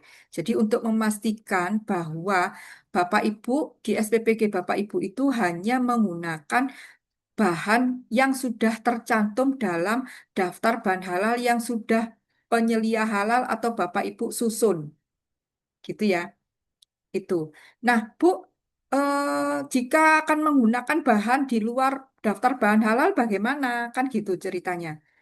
Misalnya ada penggantian bahan atau ada bahan baru, ada produk baru, ada bahan baru. Bagaimana di luar daftar bahan gitu ya. Jika memang akan menggunakan bahan baru di luar daftar bahan yang sudah Bapak Ibu susun, termasuk bahan ini bahan yang lama, jenis bahan lama, tapi dengan produsen baru, mereknya baru, maka ketentuannya adalah harus mengajukan persetujuan penggunaan bahan baru terlebih dahulu ke BPJPH dan LPH. Itu ya, baru boleh digunakan. Oleh karena itu, saya sarankan jika akan mengajukan sertifikat halal, yang pertama itu eh, cantumkan semua bahan alternatif. Misalnya minyak goreng, jangan hanya pakai satu merek, pakai lebih dari satu merek, 2 atau 3. Yang penting prinsipnya karena minyak goreng ya berarti harus sertifikat halal ya karena bahan kritis, gitu ya. Seperti saya nggak hanya pakai satu merek, kalau ada promo saya beli kan gitu, nggak spesifik satu merek seperti itu. Ini untuk antisipasi jika misalnya di SPPG Bapak Ibu itu untuk bahan merek A itu nanti langka di pasaran, harganya naik secara signifikan, kemudian mungkin sudah tidak diproduksi lagi. Ini masukkan gitu ya. Jadi jangan hanya bahan yang ada dipakai sekarang. Nanti kalau ada penggantian bahan, merek bahan lain, itu nggak perlu repot-repot mengajukan persetujuan penggunaan bahan baru. Tadi ada yang resen, Pak Muzamil, silakan Pak. Baik, terima kasih Ibu atas kesempatannya. Ya, Ini silakan Pak. kebetulan di tempat kami, Bu, SPBG-nya itu masih belum berjalan begitu. Ketika penyusunan daftar daftar bahan halal ini, Kak, apakah kami mengacu kepada SPPG yang lain atau bagaimana, Ibu? Terima kasih, Bu. Ya, jadi masukkan semua bahan yang kira-kira mau dipakai, Pak. Nah, tapi ya sesuai ketentuan ya, Pak. Kalau memang bahan kritis ya berarti harus ada sertifikat halalnya. Tapi kalau belum operasional tentu belum bisa diaudit ya, Pak. Harus operasional dulu. Tapi kalau mau menyusun manualnya boleh mengacu pada SPPG. Tapi itu harus memang yang mau dipakai ya. Menunya yang memang itu, kemudian bahannya juga memang itu. Gitu ya, Pak. Kalau misalnya belum berjalan ya harus berjalan dulu baru bisa diaudit gitu ya. Ini hanya persiapan mungkin ya, Pak. Ji, terima kasih Ibu atas Baik, jawabannya. silakan Bu Hartika. Ya, terima kasih atas kesempatannya Ibu. Mohon izin bertanya. Iya, Tadi terkait dengan apabila ada bahan baru kan harus ada pengajuan terlebih dahulu. Terkait hal tersebut, apakah jangka waktunya itu lama nggih, Bu? Antara pengajuan sampai approvalnya. Seperti itu. Ya, jadi begini. Ini itu berlaku jika memang sudah mendapatkan sertifikat halal. Gitu ya, Bu. Bukan pada saat sekarang. Jadi kalau memang sudah dapat sertifikat halal, SPP ke Bapak Ibu, kemudian ada kepeksa nih, mau ada penggunaan bahan baru, berarti harus mengajukan persetujuan ke BPJPH dan LBH. Lama tidaknya, ini saya belum bisa memberikan jawaban, karena nanti tergantung dari komunikasi dari Bapak Ibu gitu ya, ke LPH yang sudah mengaudit dan ke BPJPH gitu ya. Seperti itu. Nanti akan dianalisis nih. Ini perlu resertifikasi ulang atau cukup persetujuan penggunaan bahan baru gitu ke LPH. Makanya kalau pilih LPH jangan yang jauh-jauh, yang dekat dengan lokasi Bapak Ibu saja biar tidak terlalu lama. Itu ya Bu Hartika ya. Ya, Ibu, terima kasih, Bu. Ya, sama-sama. Silakan Bu Laili. Terima kasih, Ibu. Assalamualaikum warahmatullahi wabarakatuh. Waalaikumsalam. Bu, izin bertanya, untuk pengajuan sertifikat halal itu kita mengajukan menunya itu berapa menu ya, Ibu? Menunya kalau saya idealnya semua menu masukkan, Bu. Jangan hanya menu yang saat ini diproduksi. Kenapa kok harus begitu? Karena nanti kalau ada pengembangan menu, Ibu nanti harus mendaftarkan sertifikat halal untuk pengembangan menu yang baru tersebut. Itu. Jadi gak ada batasan. Kalau ini reguler ya, kalau memang fasilitasi mungkin ada yang bocor ya. Nah, kalau memang ini fasilitasi dari misalnya dinas atau pihak lain mungkin ada batasan karena biaya. Dia tergantung ya, tergantung dari anggaran yang memfasilitasi. Tapi kalau idealnya saya masukkan saja semuanya. Supaya apa? Supaya nanti kalau misalnya ada pengembangan menu atau menunya itu nanti ganti gitu ya, itu nggak perlu mendaftarkan ulang di menu pengembangan gitu kan ada pendaftaran itu ada dua yang dipilih pendaftaran baru dan pendaftaran pengembangan. Nanti yang diklik pengembangan kalau misalnya ada menu baru. Itu ya Bu Yuka. Bu Yuka Bu Laili. Maaf. Oke, Bu, terima kasih. Ya, silakan Pak Yuka. Bu Yuka nih, Pak Yuka ya. Silakan Pak. Siap, Masih izin bertanya, Bu. Kalau saya sendiri kan, kalau saya kan supplier ya, Bu. Dari Oh, Bapak koperasi. supplier. Dari koperasi. Nah, kalau untuk SPPG kan wajib kan untuk punya sertifikasi halal ya. Mm-mm. Nah, kalau untuk supplier itu kan kalau kayak daging-dagingan itu yang wajib kan untuk supply apa untuk sertifikasi halalnya. Kalau kayak telur itu biasanya NKP, Bu. Ya. Nah, untuk legalitas koperasi itu sendiri mencakupi keseluruhan atau berbagai item aja, Bu. Contoh kalau seandainya daging ayam, ayam, sapi, sapi gitu atau gimana, Bu? Ya, Apa jadi bisa gini ya. dinaungin sama koperasi gitu sendiri atau berbagai item harus memiliki sertifikasi, Bu? Dan terus saya mau tanya, kemarin saya sempat ada teman yang kerja di produk halal lah. Dia kalau buat boleh tahu biayanya berapa sih, Bu? Kemarin saya ditawarin 7 juta gitu. 3 hari jadi. Makanya saya pengen tahu sebenarnya ada biayanya nggak buat sertifikasi halal. Itu Oh sih, Bu. ya, kalau biaya ada dong Pak, ada regulasinya itu.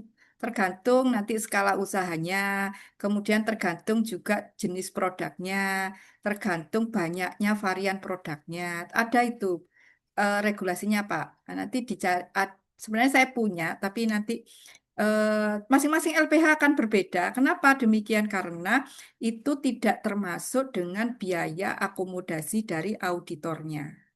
Jadi, atau mungkin ada pengambilan sampel yang diperlukan, itu dibebankan ke pelaku usaha. Jadi nanti kalau mau mengajukan sertifikat halal, nanti tanya-tanya dulu ke LPH-nya, kira-kira kalau sekian berapa biayanya gitu. Tapi kalau dari pemerintah sudah ada aturan, cuman kan nggak include tadi ya, nggak include biaya tadi yang saya sampaikan, auditornya, akomodasinya gitu ya. Semakin jauh ya semakin mahal, tentu ya, karena biaya transportasi akomodasi dibebankan kepada pelaku usaha. Nah, terkait supplier nih Pak Yoga, yang saya garis bawahi di sini harus digarisbawahi, yang harus bersertifikat halal itu produk yang disuplai oleh supplier, ya, bukan suppliernya, tapi produk yang disuplai. Misalnya suppliernya mensuplai ayam potong, ya supplier harus nyari ayam yang sudah bersertifikat halal, yang diproduksi oleh perusahaan atau rumah potong unggas yang sudah bersertifikat halal. Atau RPH, misalnya daging sapi dari RPH yang sudah bersertifikat halal. Gitu ya Pak, kalau jadi supplier. Koperasi ini kan banyak tuh produk yang mensuplai banyak bahan ya. Iya bener, Bu. Kalau Tuh, begitu jadi regulasinya udah aman semua berarti, Bu. iya, jadi bukan bukan suppliernya yang harus bersertifikat halal, tapi bahan yang disuplai ke SPPG itu yang harus sudah bersertifikat halal valid. Itu Pak. Gitu ya Pak. Ya, sejauh ini emang begitu sih, Bu. Berarti sudah aman Hmm. berarti. Oke, ya. Yang penting apa namanya punya aware yang sama ya, kesadaran yang sama. Oleh karena itu, maka tadi saya sampaikan kebijakan halal SPPG harus disampaikan juga kepada pihak eksternal dalam hal ini supplier, supaya supplier juga menjaga bahannya tadi memang sudah sesuai dengan pesanan gitu ya, memang diantarkan sesuai dengan standar halal, tidak ada kontaminasi dari bahan haram maupun najis. Gitu ya. Bu Risa dan Pak Raihan disimpan dulu, boleh ya? Nanti kita tanya jawab lagi, kita lanjutkan dulu. Nanti siapa tadi Bu Risa ya dan Pak Raihan ya. Nanti saya kasih kesempatan supaya bisa selesai dulu yang ini. Ya, jadi implementasi terkait bahan Bapak Ibu periksa semua label ketika bahan datang. Maka harus ada petugas yang memang melaksanakan pemeriksaan bahan datang. Jadi harus disesuaikan dengan daftar bahan halal, tabel daftar bahan halal yang sudah Bapak Ibu susun. Oleh karena itu, daftar bahan halal yang sudah disusun tabelnya itu didistribusikan kepada semua pihak yang terkait, bagian gudang, bagian penerimaan bahan, bagian mungkin ada apa kalau di ini ya, purchasingnya itu ya, pembelian gitu ya, itu juga harus punya daftar bahan halal yang sudah Bapak Ibu susun, yang sudah disetujui oleh LBH. Nah, cara ngecek sertifikat halal ini valid atau tidak itu ada caranya, Bapak Ibu ya. Jadi kita kan tidak hanya periksa logonya, ini ada produk nih, ada sertifikat halalnya, nomornya ada, tapi benar nggak sih ini sertifikat halal ini jangan sampai ini hanya eh, asal tembak aja gitu ya. Maka caranya Bapak Ibu bisa gunakan websitenya BPJPH. Bentar, saya lihat dulu. Kita praktekkan dulu. Ini settingan saya ya. Nah, ini. Sebentar. Saya share dulu yang mana. Google. Nah, ini Google. Kita buka Google, kemudian kita ketik bpjph.halal.go.id.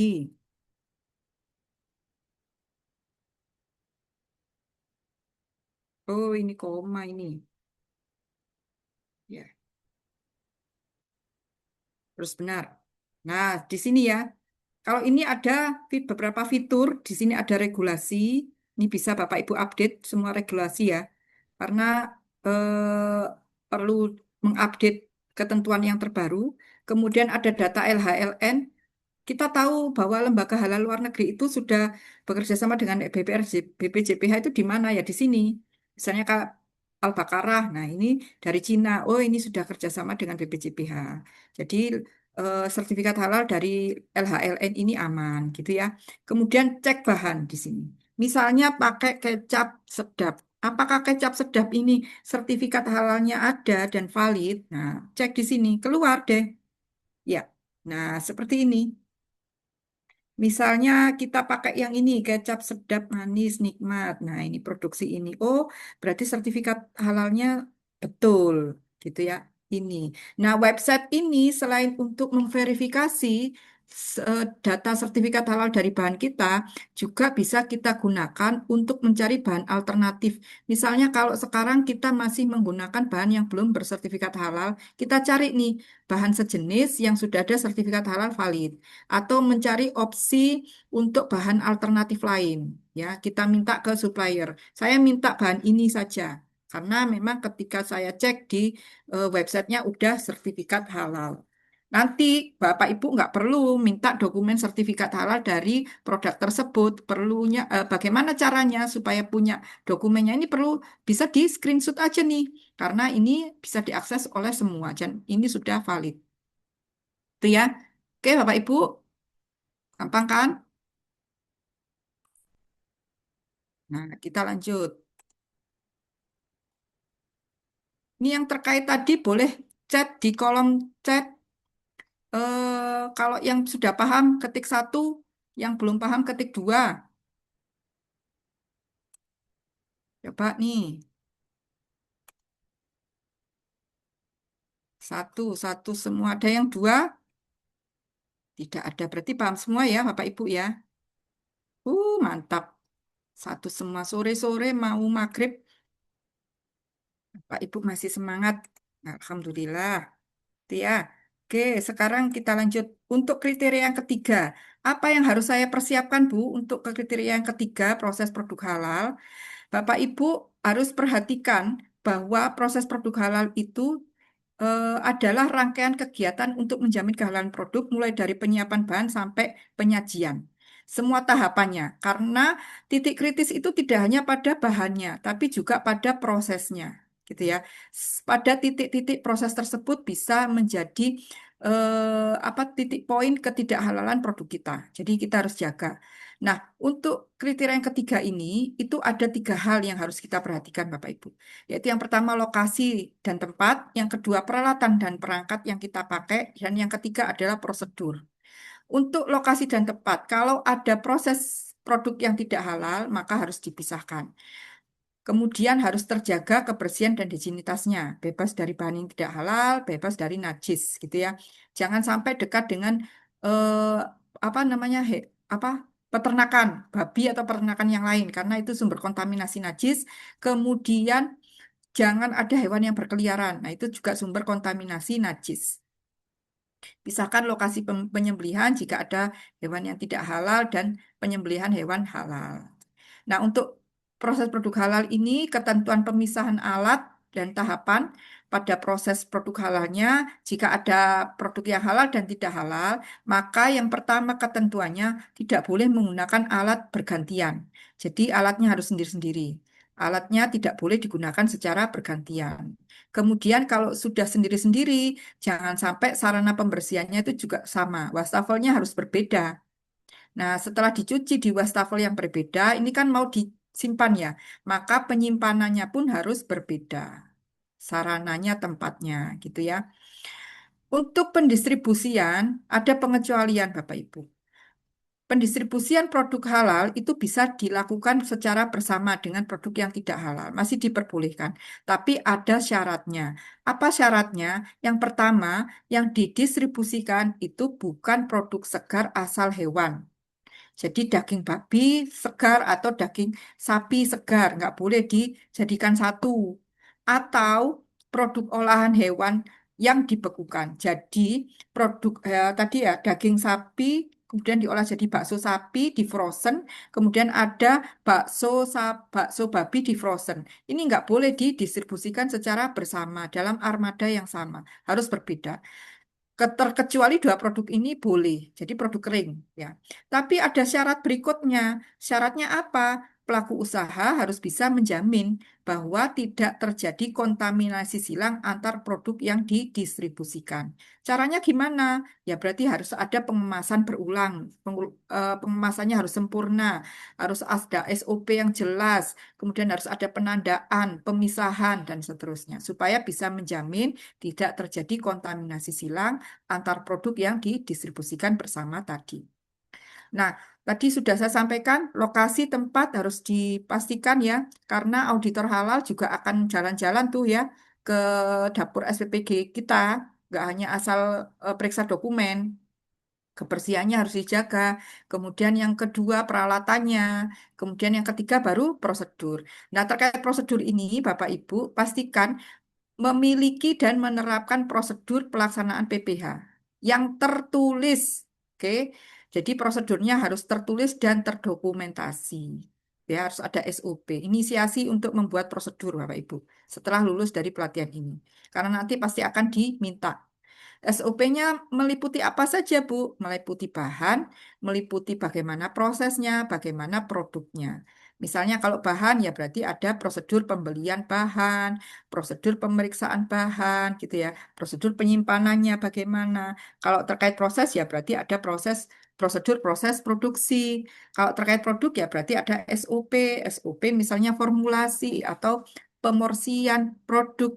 Kan seperti itu bisa diatur sendiri nanti oleh SPBG sesuai kebutuhan, gitu ya.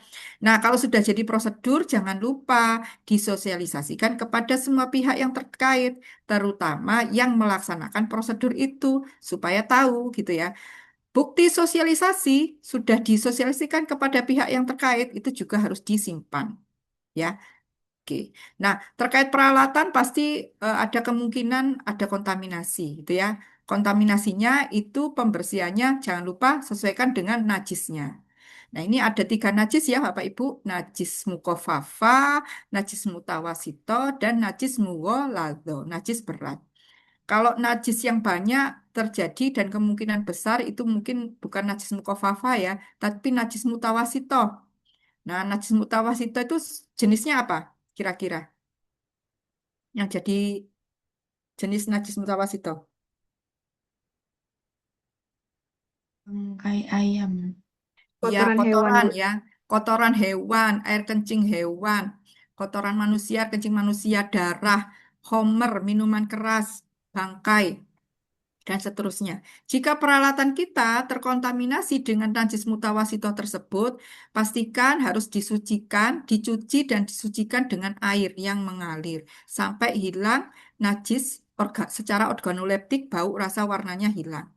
Pertanyaannya sekarang, Bu, kalau peralatan saya itu terbuat dari besi atau baja, tidak menyerap najis, Bu. Tapi kalau terkena air, kemudian mau ini disucikan dengan air itu akan rusak. Bagaimana kalau demikian?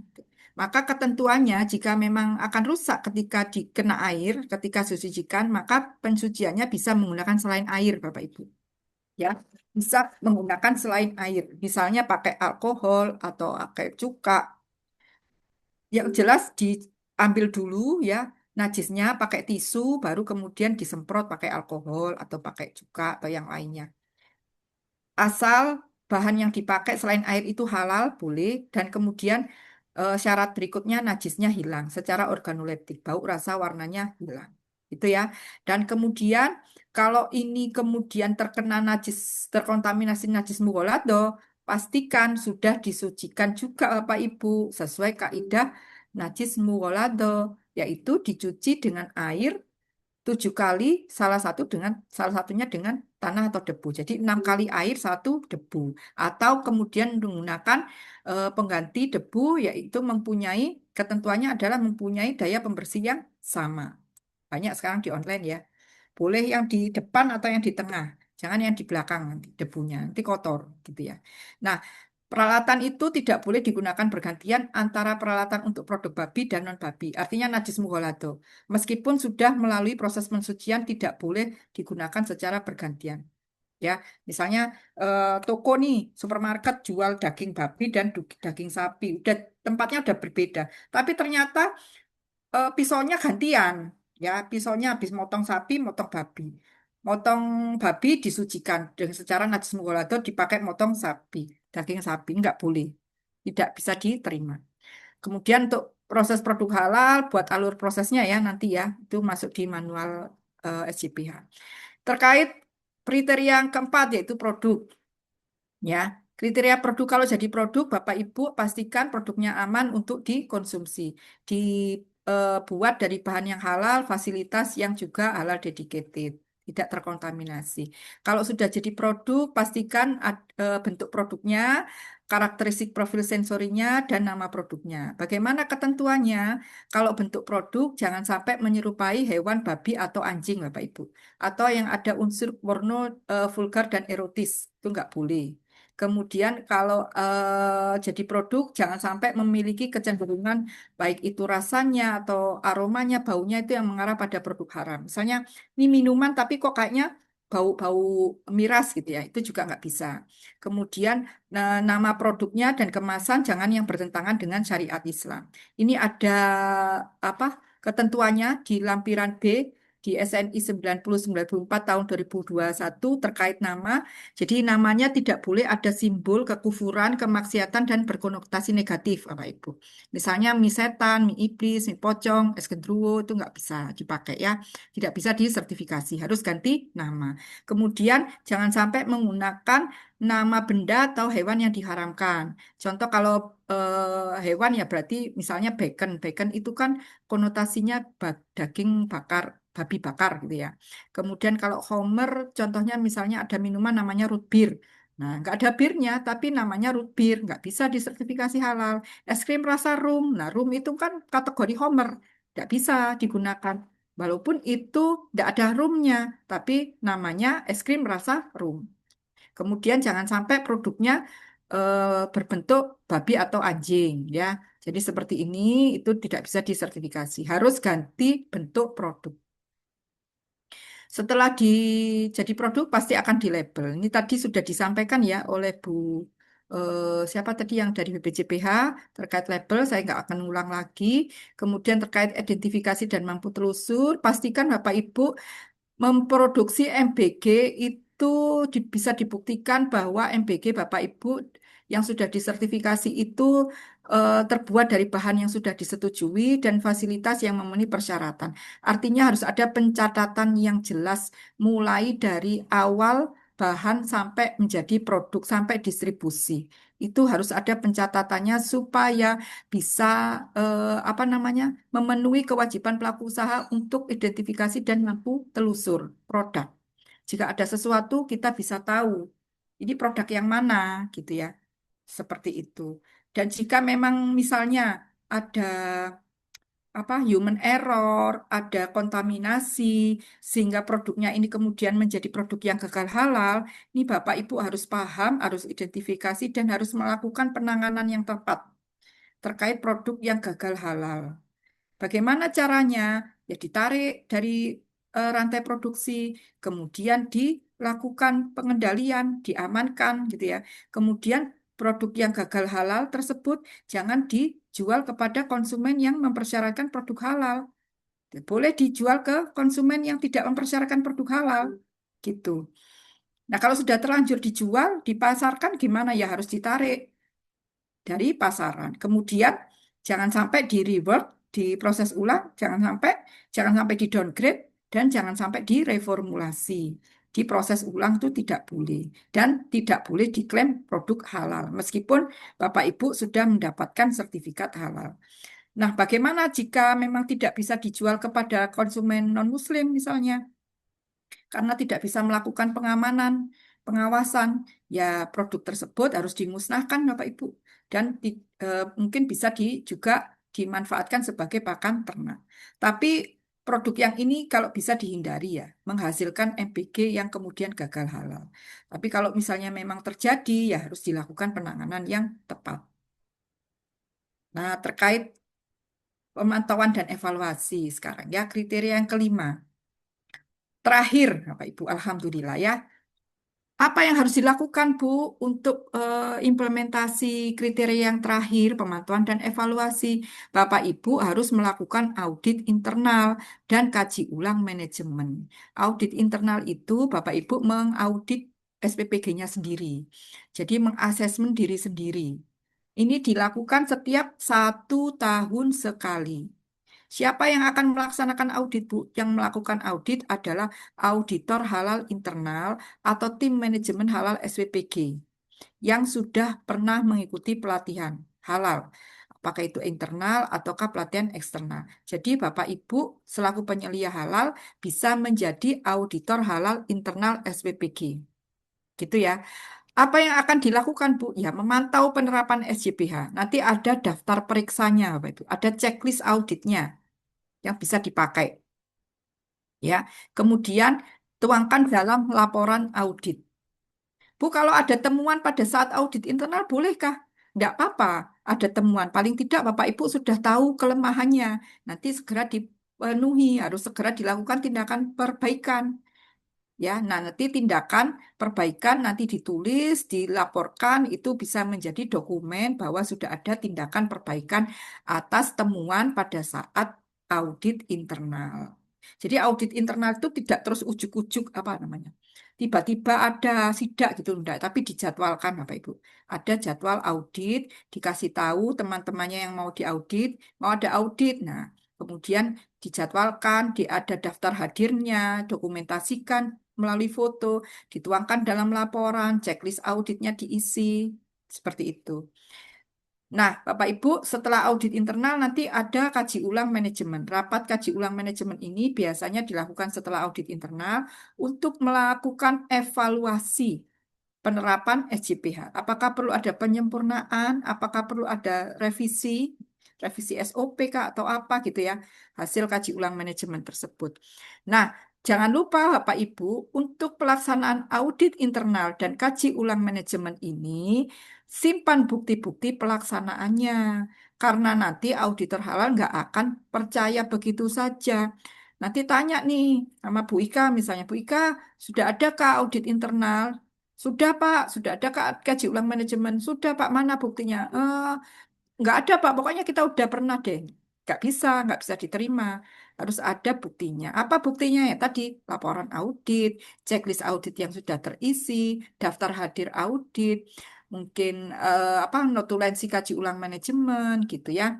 Itu harus ada dibuktikan. Jangan lupa Bapak Ibu daftar komposisi bahan dan PPH setiap 6 bulan sekali dilaporkan kepada BPJPH. Oke, ini kaji ulang manajemen satu tahun sekali juga ya.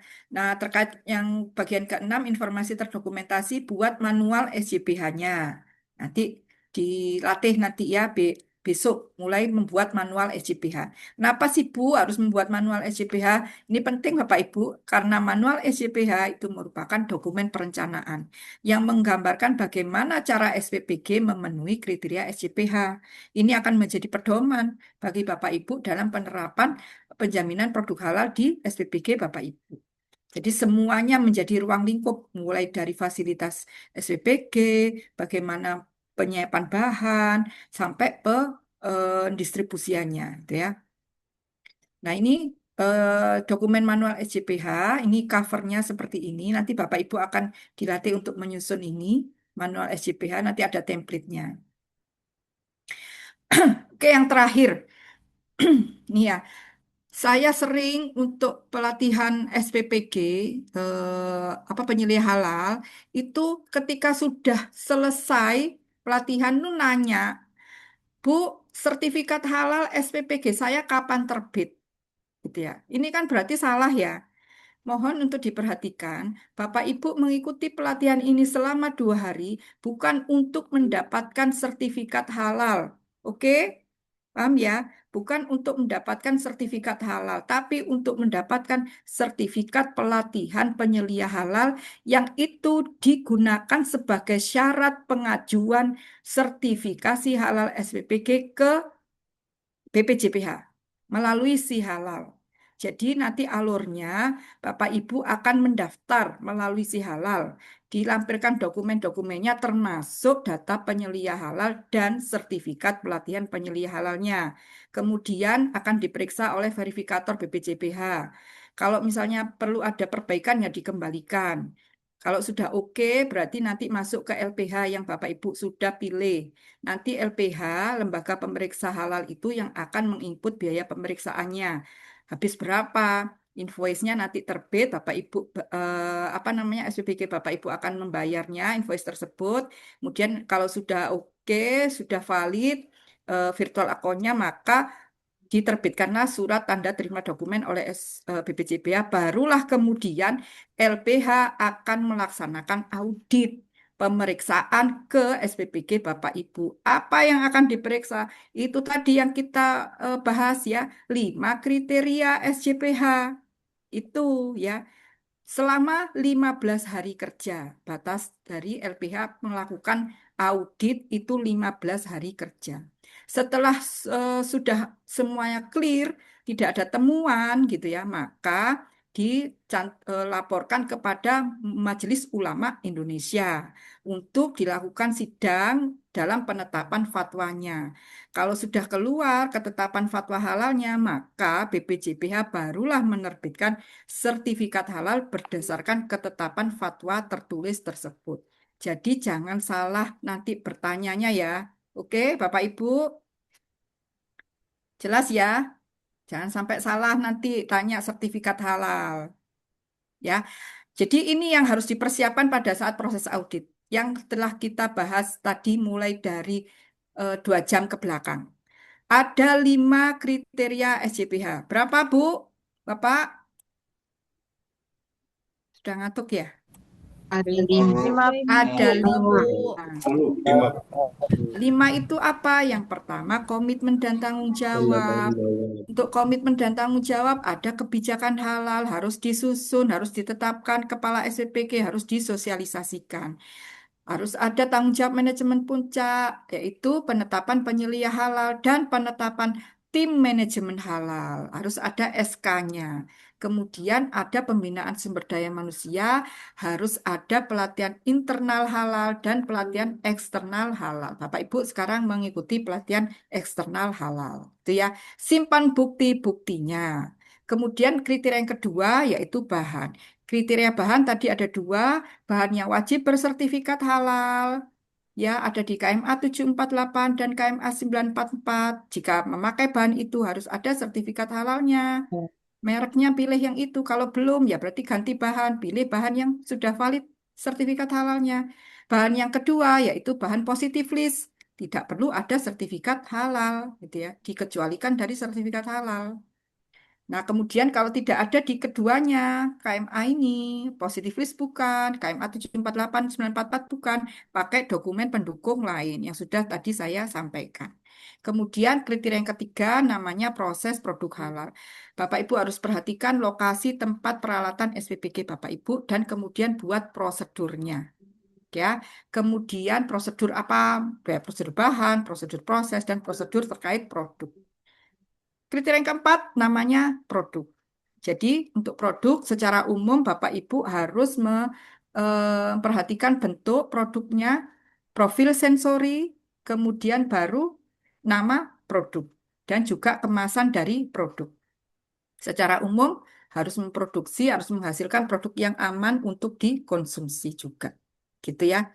Nah, terakhir yaitu pemantauan dan evaluasi kriteria yang kelima. Apa yang harus dilakukan, Bu? Yang harus dilakukan adalah Bapak Ibu harus melaksanakan audit internal dan kaji ulang manajemen. Berapa kali dilaksanakan dalam 1 tahun?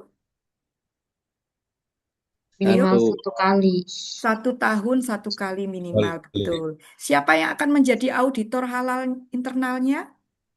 Penyelia halal. Penyelia Dari halal. penyelia halalnya, Bu. Oke, betul.